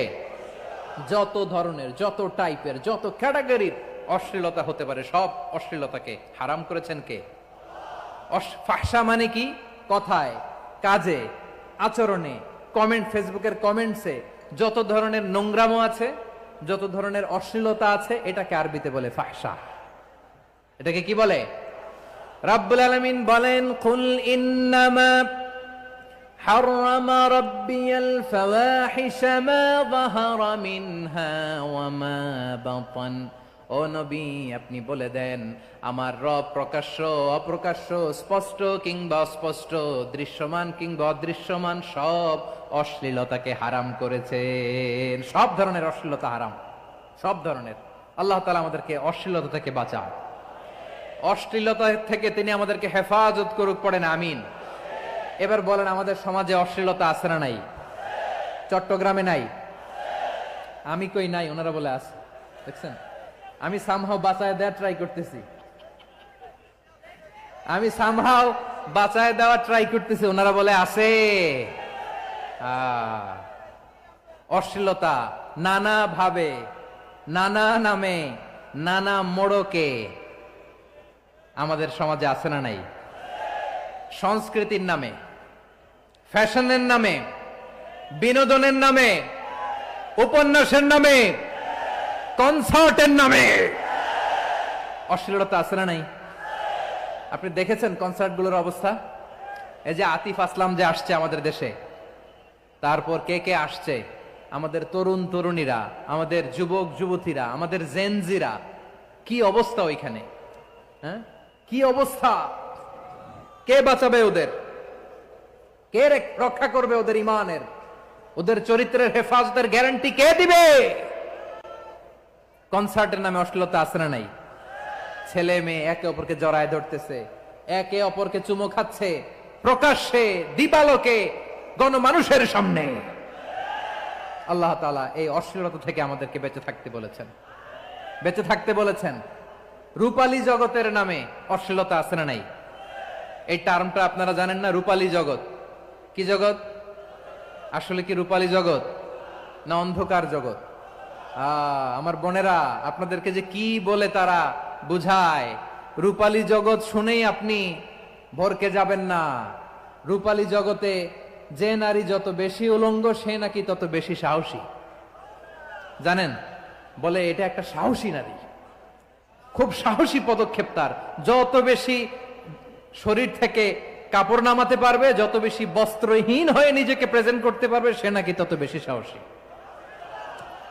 আমার চট্টলার ভাইয়েরা, শয়তানের প্রথমে এজেন্ডা ছিল বনি আদমকে বস্ত্রহীন করা। সে আদম এবং হাওয়া আলাইহিস সালামকে নিষিদ্ধ গাছের ফল খাইয়ে তাদেরকে বস্ত্রহীন করেছে। এই জামিনেও সে আমাদেরকে বস্ত্রহীন করতে চাইবে। এই রূপালী জগতের নামে তারা এটা করে। আমার প্রিয় বোনেরা, আপনি জানেন না আপনার দাম কত। ওরা আপনাদেরকে বিজ্ঞাপনের সস্তা পণ্য বানাতে চায়। ওরা আপনাদেরকে ওদের ভোগের লিপসার টুলস বানাতে চায়। ওরা আপনাদেরকে দিয়ে ওদের খায়েশ পূরণ করতে চায়। এটা আপনাদের জন্য মোটেও ডিগনিটি নয়, এটা আপনাদের জন্য সম্মান নয়। আপনার সম্মান শালীনতায়, আপনার সম্মান হেজাবে, আপনার সম্মান ভদ্রতায়, আপনার সম্মান আপনার ডিসেন্ট পোশাকে। পোশাক বলে দেয় এই নারীটা ভদ্র না অভদ্র। পোশাক বলে দেয় এই মেয়েটা কোন ঘরের মেয়ে। আওয়াজ করে বলেন ঠিক কিনা? আপনি জানেন না, আপনার এই সস্তা পণ্য বানায়, ভোগের পণ্য, বিলবোর্ডে আপনাকে উলঙ্গ করে উপস্থাপন করে। এই অশ্লীলতার সাথে ইসলামের কোনো সম্পর্ক। এজন্য আল্লাহ বলেন, আমি অশ্লীলতাকে হারাম করেছি। অশ্লীলতাকে হারাম করার প্রথম কারণ হলো এর মাধ্যমে মানবতাকে অপমানিত করা হয়। কারণ মানুষের সম্মান মানুষের পোশাকে। মানুষ যখন পোশাকহীন হয়ে যায়, বস্ত্রহীন হয়ে যায়, তার সম্মান কমে যায়, ঠিক কিনা? অশ্লীলতাকে হারাম করার প্রথম কারণ হচ্ছে মানুষ মানুষকে অপমান করে। একটা নারী, সে তো সম্মানিত, নারী যে কত সম্মানিত নারীরা এটা বুঝেই নাই। বিশ্বনবী বলেন, আর দুনিয়া কুল্লুহা মাতা ওয়া খায়রু মাতা'আদ দুনিয়া আল মারআতুস সালিহা। আমার বোনেরা, 5টা প্যান্ডেলে আপনারা এলইডিতে আমার আলোচনা শুনছেন, আমি জানি। আপনাদের এই গর্ভ যে কত দামি আপনি জানেন না। আপনার পেট থেকেই আসবে আগামী দিনের সালাহুদ্দিন আল আইয়ুবী। আপনার পেট থেকেই আসবে অনাগত দিনের ইমাম মাহদী আল মুনতাযর। আপনার পেট থেকেই আসবে অনাগত দিনের ফয়সাল, ওয়াসিম, মুগ্ধ, আবু সাইদের মতো বীর যোদ্ধা।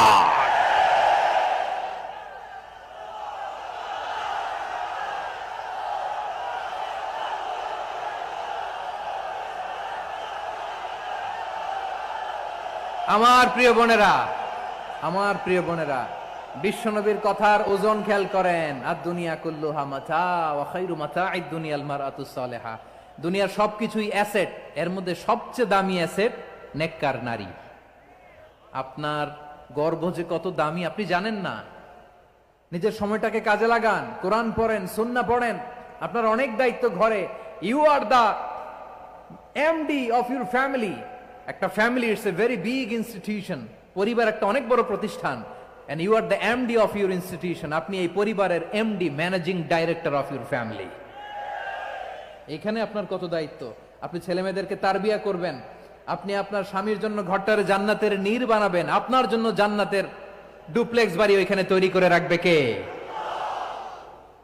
আপনি যে কত দামি আপনি জানেন না। নারীদেরকে আল্লাহ বানিয়েছেন উচ্চতর করে, নিম্নতর নয়। নারীদেরকে ছোট্ট জিনিস দিলে এটারে বড় করে দেয়। নারীদেরকে ভ্রূণ দিলে, শুক্রাণু দিলে নারী এটারে বাচ্চা হিসেবে উপহার দেয়, ঠিক কিনা? বিয়ের মাধ্যমে স্বামী যখন তার শুক্রাণু তার স্ত্রীকে উপহার দেয়, স্ত্রী রিটার্নে কি উপহার দেয়? ফুল ফর্ম বেবি, মানব সন্তান। দেখছেন, আপনি দিলেন একটুক, উনি দিছে বিশাল। আপনি যদি নারীকে বাজার এনে দেন, নারী এটাকে সুস্বাদু খাবারে রূপান্তর করে দেয়। আপনি তাকে একটা মুচকি হাসি দিয়ে দেন, সে তার কলিজা দিয়ে দেয়। কিন্তু যদি আপনি তার মনে কষ্ট দেন, সে আপনার জীবনকে জাহান্নাম বানায়া দেয়। খবর আছে, নারীর মন বুঝতে পারলে নেয়ামত, বুঝতে না পারলে কিয়ামত, ঠিক কিনা বলেন? আমার প্রিয় বোনেরা, আপনি যে কত দামি আপনি জানেন না। জানেন না আপনি কত দামি, অনেক দামি আপনি। আপনাদেরকে যেন ভোগের সস্তা পণ্য বানাতে না পারে, আপনাদেরকে সচেতন থাকতে হবে, সজাগ থাকতে হবে, কনসার্ন থাকতে হবে। শয়তানের ওই হাতছানির দিকে আর নজর দেওয়া যাবে না। তাহলে কেন আল্লাহ তাআলা এই ফাহশা, অশ্লীলতাকে হারাম করলেন? 1 নাম্বার, এতে হিউম্যান ডিগনিটি কমে। 2 নাম্বার, এতে মানুষের অধিকার নষ্ট হয়। আপনি বিয়ে করেছেন, এরে পরকিয়া করেন, ওর সাথে এরকম আছে না নাই? স্ত্রীর অধিকার নষ্ট করেছেন। আপনি বিবাহ সম্পর্কে আবদ্ধ হয়েছেন তার সাথে, আপনি পরকিয়া করেন ওই ছেলের সাথে, আপনি আপনার হাজবেন্ডের সাথে বিট্রে করেছেন। এজন্য আল্লাহ অশ্লীলতাকে হারাম করেছেন। অশ্লীলতাকে হারাম করার আরেকটা কারণ হচ্ছে আল্লাহ তাআলা এই হিউম্যান জেনারেশনকে, এটাকে প্রিজার্ভ করতে চায়। হিফজুন নাসল, এটা মাকাসিদুশ শরিয়ার অনেক গুরুত্বপূর্ণ একটা মাকাসিদ, অনেক গুরুত্বপূর্ণ। আপনার নাসল, আপনার জেনারেশনকে সংরক্ষণ করা। এই যে আসতেছে ফেব্রুয়ারি, কত ফেব্রুয়ারি জানো? এটা কি বিশ্ব ভালোবাসা দিবস? হ্যাঁ, কি দিবস? এই বিশ্ব ভালোবাসা দিবসের সাথে মুসলমানদের কোনো সম্পর্ক নাই। আমার প্রিয় ভাইরা, এই যে আপনি অবৈধ সম্পর্কে জড়ালেন, কেন আল্লাহ অশ্লীলতাকে হারাম করেছে দেখেন। বলতেছিলাম যে এটা আপনার নাসল, আপনার জেনারেশন, আপনার লিনিয়েজ, আপনার বংশকে প্রিজার্ভ করা। কে কার বাবা, কে কার মা, বাবা মা জানা, প্রজন্মকে প্রিজার্ভ করা, এটা ইসলাম ওয়াজিব করে দিয়েছে।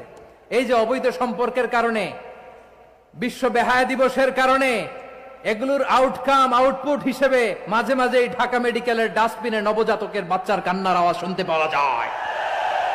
চট্টগ্রাম মেডিকেলের ডাস্টবিনে নবজাতকের কান্না শুনতে পাওয়া যায়। বীর চট্টলার মুসলমানেরা বুঝতে পারলে আওয়াজ করে বলেন, এই যে চট্টগ্রাম মেডিকেলে যে নবজাতকটা পাওয়া গেল, ওর বাবাকে আমাকে বলেন, ওর বাবাকে, ওর মাকে, ও কোন ফ্যামিলির সন্তান কেউ জানে? আপনি হিউম্যান ডিগনিটিকে অপমান করেছেন না? আপনি তার ভবিষ্যৎকে অন্ধকার করেছেন না? আপনি তার লিনিয়েজকে প্রশ্নবিদ্ধ করে দিয়েছেন না? এই জন্য আল্লাহ তাআলা অশ্লীলতাকে আমাদের জন্য হারাম করে দিয়েছেন। পড়েন সুবহানাল্লাহ। এই জন্য রব্বুল আলামিন বলেন, কুল ইন্নামা حرم ربي الفواحش ما ظهر منها وما بطن। প্রকাশ্য অপ্রকাশ্য সব অশ্লীলতাকে হারাম ঘোষণা করে দিয়েছে কে? আবার দুনিয়ার বুকে যারা অশ্লীলতার প্রসার করে তাদের জন্য শাস্তি মজুদ রেখেছে কে? রব্বুল আলামিন বলেন, ইন্নাল্লাযীনা ইউহিব্বুনা আন তাশিআল ফাহিশাতু ফিল্লাযীনা আমানু লাহুম আযাবুন আলীমুন ফিদ দুনিয়া ওয়াল আখিরাতি ওয়াল্লাহু ইয়ালামু ওয়া আনতুম লা তা'লামুন। নিশ্চয়ই যারা বিশ্বাসীদের মাঝে অশ্লীলতার প্রচার প্রসার করতে চায় তাদের জন্য আমি মর্মন্তুদ শাস্তি প্রস্তুত করে রেখেছি, দুনিয়াতেও রেখেছি, আখিরাতেও রেখেছি। ঘোষণাটা কার? যারাই নাটকের নামে, সিনেমার নামে, রূপালী জগতের নামে, মুভির নামে, ওটিটি প্ল্যাটফর্মের নামে আমার সমাজে অশ্লীলতা ছড়াতে চায় তাদের জন্য কঠিন মর্মন্তুদ শাস্তি মজুদ রেখে দিয়েছে কে? ও আমার বোনেরা, এখনো আপনি জাগবেন না? এখনো আপনার চিন্তার দুয়ারে এখনো নাড়া পড়ে নাই? ওরা আপনাকে উলঙ্গ বানাতে চায়, ওরা আপনাকে আইটেম গার্ল বানাতে চায়। এজন্য ইসলাম অশ্লীলতাকে হারাম করেছে। হারাম। ইসলাম বলেছে যোজন যোজন দূরে থাকো, ওরা বলে না কাছে আসো, কাছে আসার গল্প, ক্লোজ আপ ওয়ান, কাছে আসার গল্প আছে না নাই? চট্টগ্রামে তো এগুলো নাই মাশাআল্লাহ। হ্যাঁ, এখানেও আছে ক্লোজ আপ ওয়ান, কাছে আসার গল্প। আল্লাহ বলেন ওয়ালা তাকরাবুজ জিনা, কাছেও এসো না, জিনা থেকে যোজন যোজন কিলো দূরে থাকো, ওরা বলে কাছে আসার গল্প। আমার বীর চট্টলার ভাইয়েরা, কাছে আসতে হলে আমরা কোরআনের কাছে আসব, কাছে আসতে হলে নবীর কাছে আসব, কাছে আসার গল্প হবে আমার রবের কাছে আসার গল্প। চিল্লায় বলো ঠিক কিনা?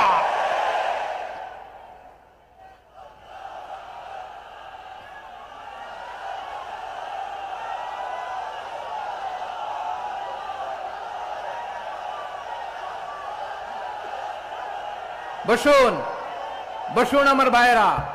তাহলে অশ্লীলতার সাথে আমাদের কোনো সম্পর্ক? সবাই বলতে পারেননি, আওয়াজ করে বলুন, অশ্লীলতার সাথে আমাদের কোনো সম্পর্ক?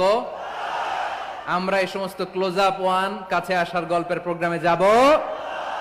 আমরা কোন ধরনের অশ্লীল কন্টেন্ট সোশ্যাল মিডিয়ায়, টিভিতে দেখব? কি যুগ যে আমরা কাটাচ্ছি আপনি কল্পনা করতে পারবেন না। পর্ন ইন্ডাস্ট্রি, নারী পুরুষের বস্ত্রহীন যুগল দৃশ্য, এটাকে দিয়ে ওরা কোটি ডলারের ইন্ডাস্ট্রি বানিয়েছে। পুরো মানব ইতিহাসে এরকম জঘন্য সময় মানব ইতিহাস পার করে নাই। পর্ন এটা ইন্ডাস্ট্রি হয়ে গেছে। আমাদের এই যুবকগুলো, জেনজিগুলো, ওদের চরিত্র বাঁচাবে কি করে? কেমন করে হেফাজত করবে ওদের এই মূল্যবান চরিত্র? আমার প্রিয় ভাইরা, এই অশ্লীলতার দ্য লেটেস্ট ভার্সন হচ্ছে LGBTQ, শরীফ থেকে শরীফা। শুনছেন আপনারা? দেখতে পুরুষ, আসলেই পুরুষ, সুস্থ একজন পুরুষ, 4 সন্তানের বাবা, বলে আমি মনে মনে নারী। দেখতে নারী, সুস্থ নারী, আসলেই সে দিব্যি একজন নারী, বলে আমি মনে মনে পুরুষ। সবচেয়ে ভয়ঙ্কর অশ্লীলতার সবচাইতে লেটেস্ট ভার্সন হচ্ছে এই ট্রান্সজেন্ডারিজম। সুস্থ পুরুষ তার বায়োলজিক্যাল গ্রোথকে হরমোন দিয়ে স্টপ করে দিয়ে সে সার্জারি করে নারী হতে চায়, সুস্থ নারী পুরুষ হতে চায়। পুরুষ পুরুষের প্রতি সেক্সুয়ালি আকর্ষণ বোধ করে। এটা লূত আলাইহিস সালামের কওমের মধ্যে ছিল। এটাকেও আল্লাহ কোরআনে ফাহিশা বলেছেন। ওয়ালুতান ইয قال لقومه أتأتون الفاحشة ما سبقكم بها من أحد من العالمين। লূত আলাইহিস সালাম বললেন, তোমরা কি এমন এক অশ্লীল কার্যক্রমে ডুব দিলে নাকি যেটা গোটা বিশ্বের কেউ কখনো করে নাই, তোমরাই প্রথম করেছো। পড়েন নাউযুবিল্লাহ। এই পশ্চিমের এই রোগ আমার দেশে যেন আসতে না পারে, আমাদের সজাগ থাকতে হবে। প্রিয় ভাইরা, চিল্লায় বলেন ঠিক কিনা? পশ্চিমের অবস্থা ভয়ঙ্কর। পাশ্চাত্যে আমি যুক্তরাষ্ট্রে ছিলাম অনেকদিন, কয়েক মাস, বিভিন্ন স্টেটে ঘুরেছি। গার্ডিয়ানরা উদ্বিগ্ন, ছেলে মেয়েদেরকে, ছোট্ট ছেলে মেয়ে, ওদেরকে জিজ্ঞেস করে, তুমি how do you feel right now inside yourself? তুমি ভিতরে ভিতরে কেমন ফিল করো? তোমার কি ছেলে ছেলে লাগে না মেয়ে মেয়ে লাগে? আচ্ছা বলেন, এই ছোট্ট বাচ্চাটাও কি এগুলো জেন্ডার অ্যাসাইনমেন্ট বলতে এগুলো কিছু বুঝে? এইভাবে মিসগাইড করা হচ্ছে। কৌতূহল বশত ছোট্ট ছেলে যদি বলে আমার তো মেয়ে মেয়ে লাগে, তখন বলে যে না তুমি মেয়ে, ছেলে না। মা বাবা বাধা দিলে ওকে আলাদা গভর্নমেন্ট হাউসে নিয়ে যায়। ভয়ঙ্করতম অবস্থা। আমরা একটা সময়ে শুনতাম যে হুজুর আমার ছেলেটা খুব ভালো, হাফেজে কোরআন, আল্লাহওয়ালা। হুজুর আমার ছেলে দাড়ি রাখছে, আল্লাহওয়ালা। হুজুর আমার ছেলে 5 ওয়াক্ত সালাত জামাতের সাথে পড়ে, তার মানে আল্লাহওয়ালা। পশ্চিমে যে আমি কি শুনছি জানেন? ওরা বলে হুজুর আমার ছেলেটা ইউনিভার্সিটির একটা মেয়ের সাথে প্রেম করে, ও খুব আল্লাহওয়ালা, হুজুর দোয়া করবেন। এর কারণ ওদের কাছে আল্লাহওয়ালার ক্রাইটেরিয়া হচ্ছে হুজুর আমার ছেলেটা আরেক ছেলের পছন্দ করে নাই, আমার মেয়েটা আরেক মেয়েকে ভালোবাসে নাই, এজন্য আমার ছেলেটা আল্লাহওয়ালা, হুজুর ওর জন্য একটু দোয়া করে দিয়েন। কি চ্যালেঞ্জ ওরা ফেস করতেছে।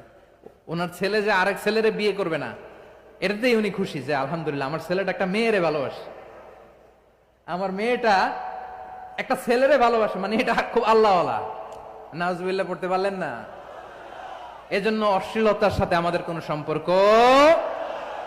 রাব্বুল আলামিন বলেন ওয়ায়ানহা আনিল ফাহশাই ওয়াল মুনকারি ওয়াল বাগি। তিনটা জিনিসকে আমি নিষিদ্ধ করলাম। এক নাম্বার হলো ফাহশা, অশ্লীলতা। 2 নম্বরে হলো মুনকার, সমস্ত মন্দ কাজ। আপনাদের মনোযোগ আছে না? শেষ করে দিব? আর 2-1 মিনিট শুনবেন? আচ্ছা বলি তাহলে, আর 2-1 মিনিট। তাহলে নিষেধাজ্ঞা জারি করেছেন 3টা জিনিসের উপর। 1 নাম্বার কি? ফাহশা, অশ্লীলতা। 2 নাম্বার মুনকার। মুনকার মানে হচ্ছে যত মন্দ কাজ, খারাপ কাজ, বাজে কাজ, এটার বলে মুনকার। এটার কি বলে? আপনারা পড়ছেন না তা'মুরুনা বিল মা'রুফি ওয়া তানহাউনা আনিল মুনকার। ভালো কাজের আদেশ, সৎ কাজের আদেশ, অসৎ কাজের নিষেধ। মুনকার, মুনকার হচ্ছে মানুষের স্বাভাবিক বিবেকবোধ যেটাকে খারাপ বলে, ওইটাই মুনকার। পৃথিবীর সব আসমানি গ্রন্থ যেটাকে খারাপ বলেছে, মানুষের স্বাভাবিক বিবেকবোধ যেটাকে খারাপ বলেছে, এগুলো সব মুনকার। যেমন ইফটিজিং, এটা কি ভালো না খারাপ? মজুদদারি, খাদ্যে ভেজাল দেওয়া, ওজনে কম দেওয়া, মাছে ফরমালিন মিশানো, চাঁদাবাজি, টেন্ডারবাজি, দখলবাজি, এগুলো আমাদের স্বাভাবিক বিবেকেই বলে এগুলো খারাপ, এগুলো হচ্ছে মুনকার। আল্লাহ তাআলা এই মুনকার থেকে আমাদেরকে বেঁচে থাকতে বলেন, আর শয়তান এই মুনকারের প্রতি আমাদেরকে উদ্বুদ্ধ করে। আল্লাহ তাআলা বললেন ইয়া আইয়ুহাল্লাযীনা আমানু লা তাত্তাবিউ খুতুওয়াতিশ শাইতান ফাইন ওয়া মান ইয়াত্তাবি' খুতুওয়াতিশ শাইতানি ফাইন্নাহু ইয়া'মুরু বিল ফাহশাই ওয়াল মুনকার। আল্লাহ বললেন আমার গোলামেরা শোনো শোনো, ও আমার বিশ্বাসী বান্দারা খবরদার, তোমরা কশিনকালেও শয়তানের পদাঙ্ক অনুসরণ করবে না, কারণ শয়তান তোমাদেরকে অশ্লীলতা এবং মন্দ কাজের দিকে উদ্বুদ্ধ করে। আমাদের কাজ হচ্ছে শয়তান আমাদেরকে যেদিকে নিতে চায় আমরা তার উল্টা দিকে যাব, ঠিক কিনা বলে? শয়তান এই মন্দ কাজকে আমাদের কাছে বিউটিফাই করে, চাকচিক্যময় করে আমাদের সামনে উপস্থাপন করে। এজন্য আল্লাহ বলেন মুনকারকে থামাতে হবে, মুনকার প্রতিরোধ করতে হবে। মুনকার প্রতিরোধের দায়িত্ব শুধু আমাদের নাকি? শুধু আপনার খতিব সাহেবের, ইমাম সাহেবের, নাকি মুসলিম উম্মার সবার? আওয়াজ করে বলুন, মুনকার অসৎ কাজ প্রতিরোধের দায়িত্ব কার? রাব্বুল আলামিন বলেন কুনতুম خير أمة أخرجت للناس تأمرون بالمعروف وتنهون عن المنكر তোমাদেরকে শ্রেষ্ঠ জাতি করে জমিনের মধ্যে আবির্ভূত করা হয়েছে যাতে করে তোমরা জমিনের ভেতরে সৎ কাজের আদেশ করতে পারো আর অসৎ কাজের নিষেধ করতে পারো। উম্মাহ কুনতুম খায়রা, তাহলে গোটা উম্মার দায়িত্ব, এটা বুঝতে পারছেন তো? আচ্ছা, আরো নিচে আসেন।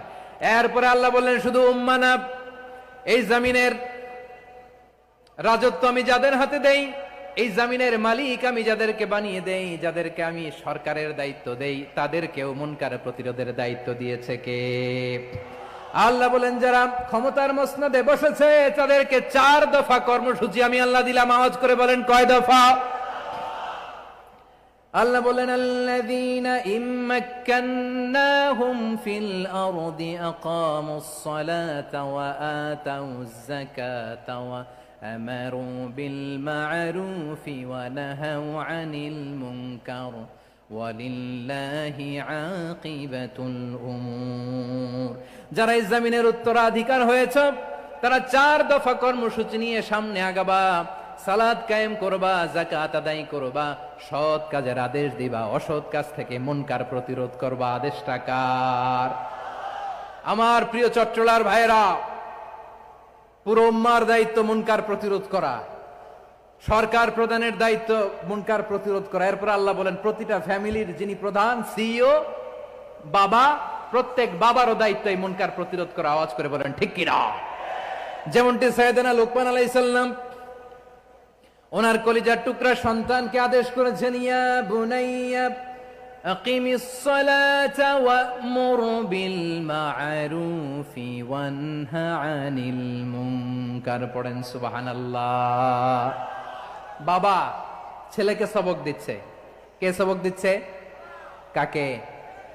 লুকমান আলাইহিস সালাম ছেলেকে বলতেছে, ওরে আমার কলিজার টুকরা সন্তান, ওরে আমার বাছা, নামাজ কায়েম করবা, সৎ কাজের আদেশ দিবা, আর মুনকার প্রতিরোধ করবা, অসৎ কাজ সমাজ থেকে খারাপ কাজকে ঝেঁটে বিদায় করে দিবা। তাহলে দেখেন আমি স্টেপ বাই স্টেপ নামলাম। পুরা উম্মার দায়িত্ব, জমিনের উত্তরাধিকারী আল্লাহ যাদেরকে বানিয়েছেন সরকার, তাদের দায়িত্ব, প্রতিটি ফ্যামিলির প্রধানের দায়িত্ব। এরপরে বিশ্বনবী বলেন সচেতন প্রতিটি মুসলিমের দায়িত্ব সমাজ থেকে মুনকারকে উৎখাত করা। বিশ্বনবী বলেছেন মান রাআ মিনকুম মুনকারান ফালিয়ুগাইয়িরহু বিয়াদিহি فإن لم يستطع فبلسانه وإن لم يستطع فبقلبه وذلك أضعف الإيمان। সমাজে যে মুনকার দেখবে, খারাপ কাজ দেখবে, সেজন্য হাত দিয়ে সেটাকে থামায়। কি দিয়ে? আপনাদের তো হাত নাই না? হাত আছে, হাত আছে। ওরা যেই হাত দিয়ে অন্যায় করে ওটা প্রতিরোধের জন্য আমাদেরও হাত আছে না নাই? থামাতে হবে, থামাতে হবে।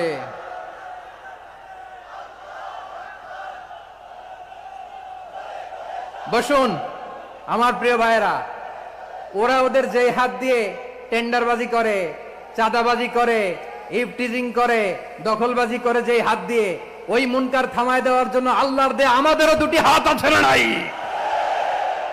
আমাদেরও হাত আছে। থামাইতে হবে, থামাইতে হবে, হিম্মত করতে হবে। আমার প্রিয় ভাইয়েরা, না থামালে আমরাই ডুববো শেষমেশ। আমাদের বাঁচার জন্য হলেও থামাইতে হবে। রব্বুল আলামিন বলেন ওয়াত্তাকু ফিতনাতাল লা তুসিবান্নাল্লাযীনা যালামু মিনকুম খাসসা। ও আমার গোলামেরা, ওই আযাবকে ভয় করো যে আযাব যখন আমি জমিনের বুকে পাঠাই শুধু জালেমদেরকেই মারি না, আলেমদেরকেও মারি। আযাব যখন আসে তখন শুধু জালিমই মরে না, আলেমও মরে। জানেন মুসা আলাইহিস সালামের পায়ে একবার একটা লাল পোকা কামড় দিয়েছে, লাল পিঁপড়া। লাল পিঁপড়া কামড় দিলে খুব আরাম লাগে না? কি লাগে? হ্যাঁ, জলে না? লাল একটা পিঁপড়া কামড় দিছে, তো উনি রেগে মেগে পাশি দেখে লাল পিঁপড়ার বাসা, পা দিয়ে ডলে মুছে সবগুলো পিঁপড়া মেরে ফেলছে। এই ঘটনাটা আল্লাহ ঘটিয়েছেন এজন্য মুসা আলাইহিস সালাম ছিলেন কালিমুল্লাহ, সরাসরি আল্লাহর সাথে কথা বলতেন। তিনি আল্লাহকে জিজ্ঞেস করেছিলেন, আল্লাহ তুমি যখন কোন জনপদে আযাব পাঠাও শাস্তি দাও। ওখানকার শুধু জালেমরাই তো মরে না, ভালো মানুষগুলাও মরে। তো আযাব দিবা মুশরিকদের উপর দিবা, অবাধ্যদের উপর দিবা, ভালো মানুষগুলারে মারো কেন? আল্লাহ বললেন, মুসা তোমার যে কামড় দিছিল পায়ের মধ্যে পিঁপড়া, কয়টা পিঁপড়া? জোরে বলেন। একটা পিঁপড়া, সবগুলারে মারলা কেন? রেগে মেগে পুরো পিঁপড়ার বাসা ভেঙে মেসাকার করলা কেন?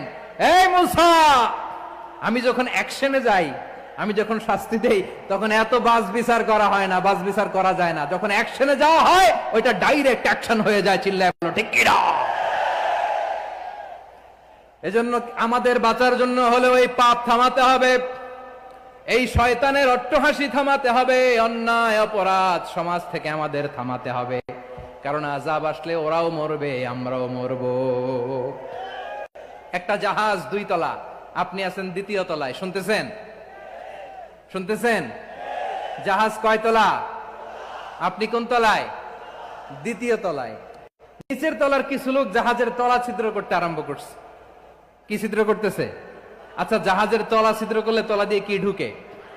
এখন আপনি যদি বলেন আমার কি, আমি তো 2 তলায়, আমার কি, আমি তো সেফ, আমি ইন দ্য সেফ জোন, আমি তো ভালো আছি, আমি তো ভালো আছি, ওরা ছিদ্র করে ওরা মরবে। আসলে কি শুধু ওরা মরবে, নাকি তলা ফুটো হলে ভিতরে পানি ঢুকলে আপনারও সলিল সমাধি হবে? তলা দিয়ে যখন পানি ঢুকবে, জাহাজ ডুবলে আপনিও মরবেন। এজন্য নিজে মরার আগে ওই পাগলগুলোর নিচতলায় যে থামাতে হবে। চিল্লায় বলেন ঠিক কি না?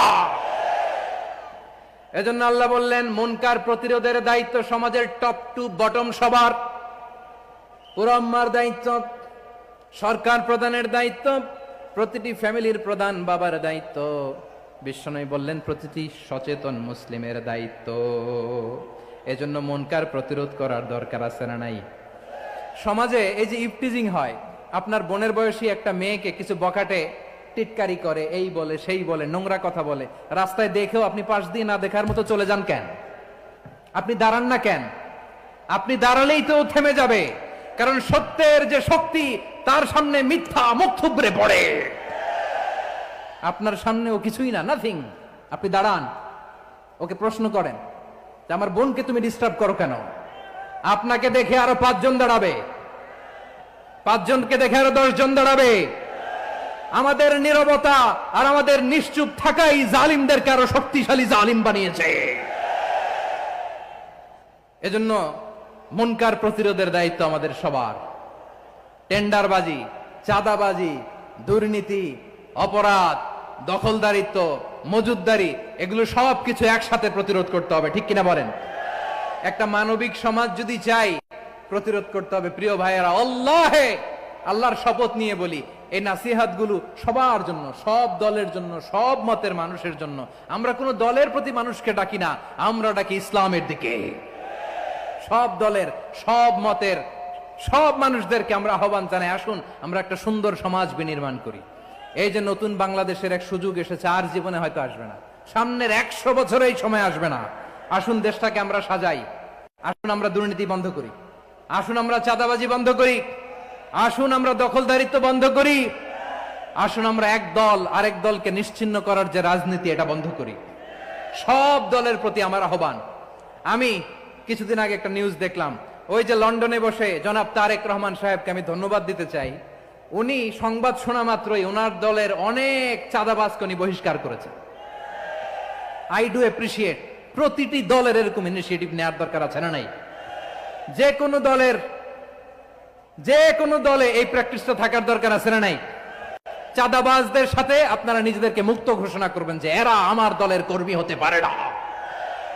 আমরা চাঁদাবাজ মুক্ত বাংলাদেশ চাই, জুলুম মুক্ত বাংলাদেশ চাই, ফ্যাসিজম মুক্ত বাংলাদেশ চাই, গুণ খুন খারাপি মুক্ত বাংলাদেশ চাই।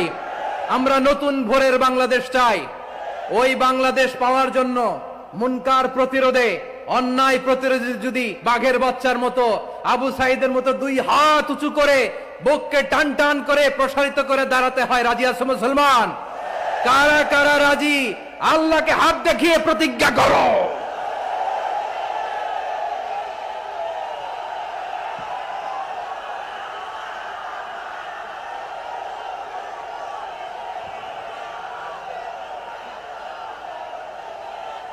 আমার প্রিয় ভাইয়েরা, বসুন।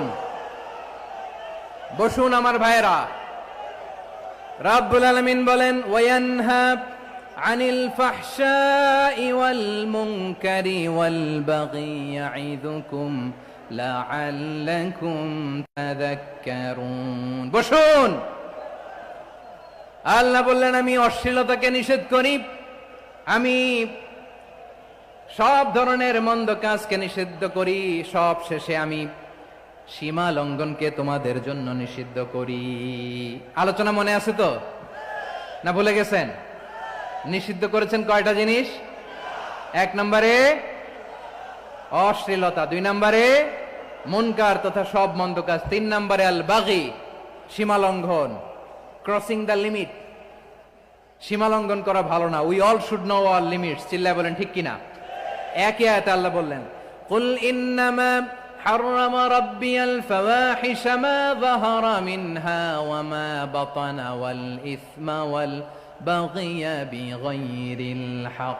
অন্যায় ভাবে যে অবাধ্য হয়, যে সীমা লঙ্ঘন করে, তাদেরকেও আমি এটা হারাম করে দিলাম। সীমা লঙ্ঘন করা হারাম, সীমা লঙ্ঘন করা হারাম। আল্লাহ বারবার বারবার আমাদেরকে ওয়ার্নিং দেয়। যখন আমরা থামি না তখন আল্লাহ ধরে, আর যখন ধরে তখন ছাড়ে না।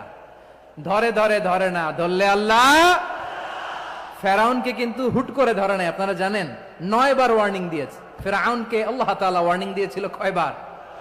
বীর চট্টলার বীর সেনানীরা আওয়াজ করে বলেন ফেরাউনকে ধরার আগে ওয়ার্নিং দেয়া হয়েছিল কয়টা? রব্বুল আলামিন বলেন ওয়ালাকাদ আতাইনা মূসা 9 আয়াতিন বাইয়িনাত। 9টা মুআজিজা দেখিয়েছি।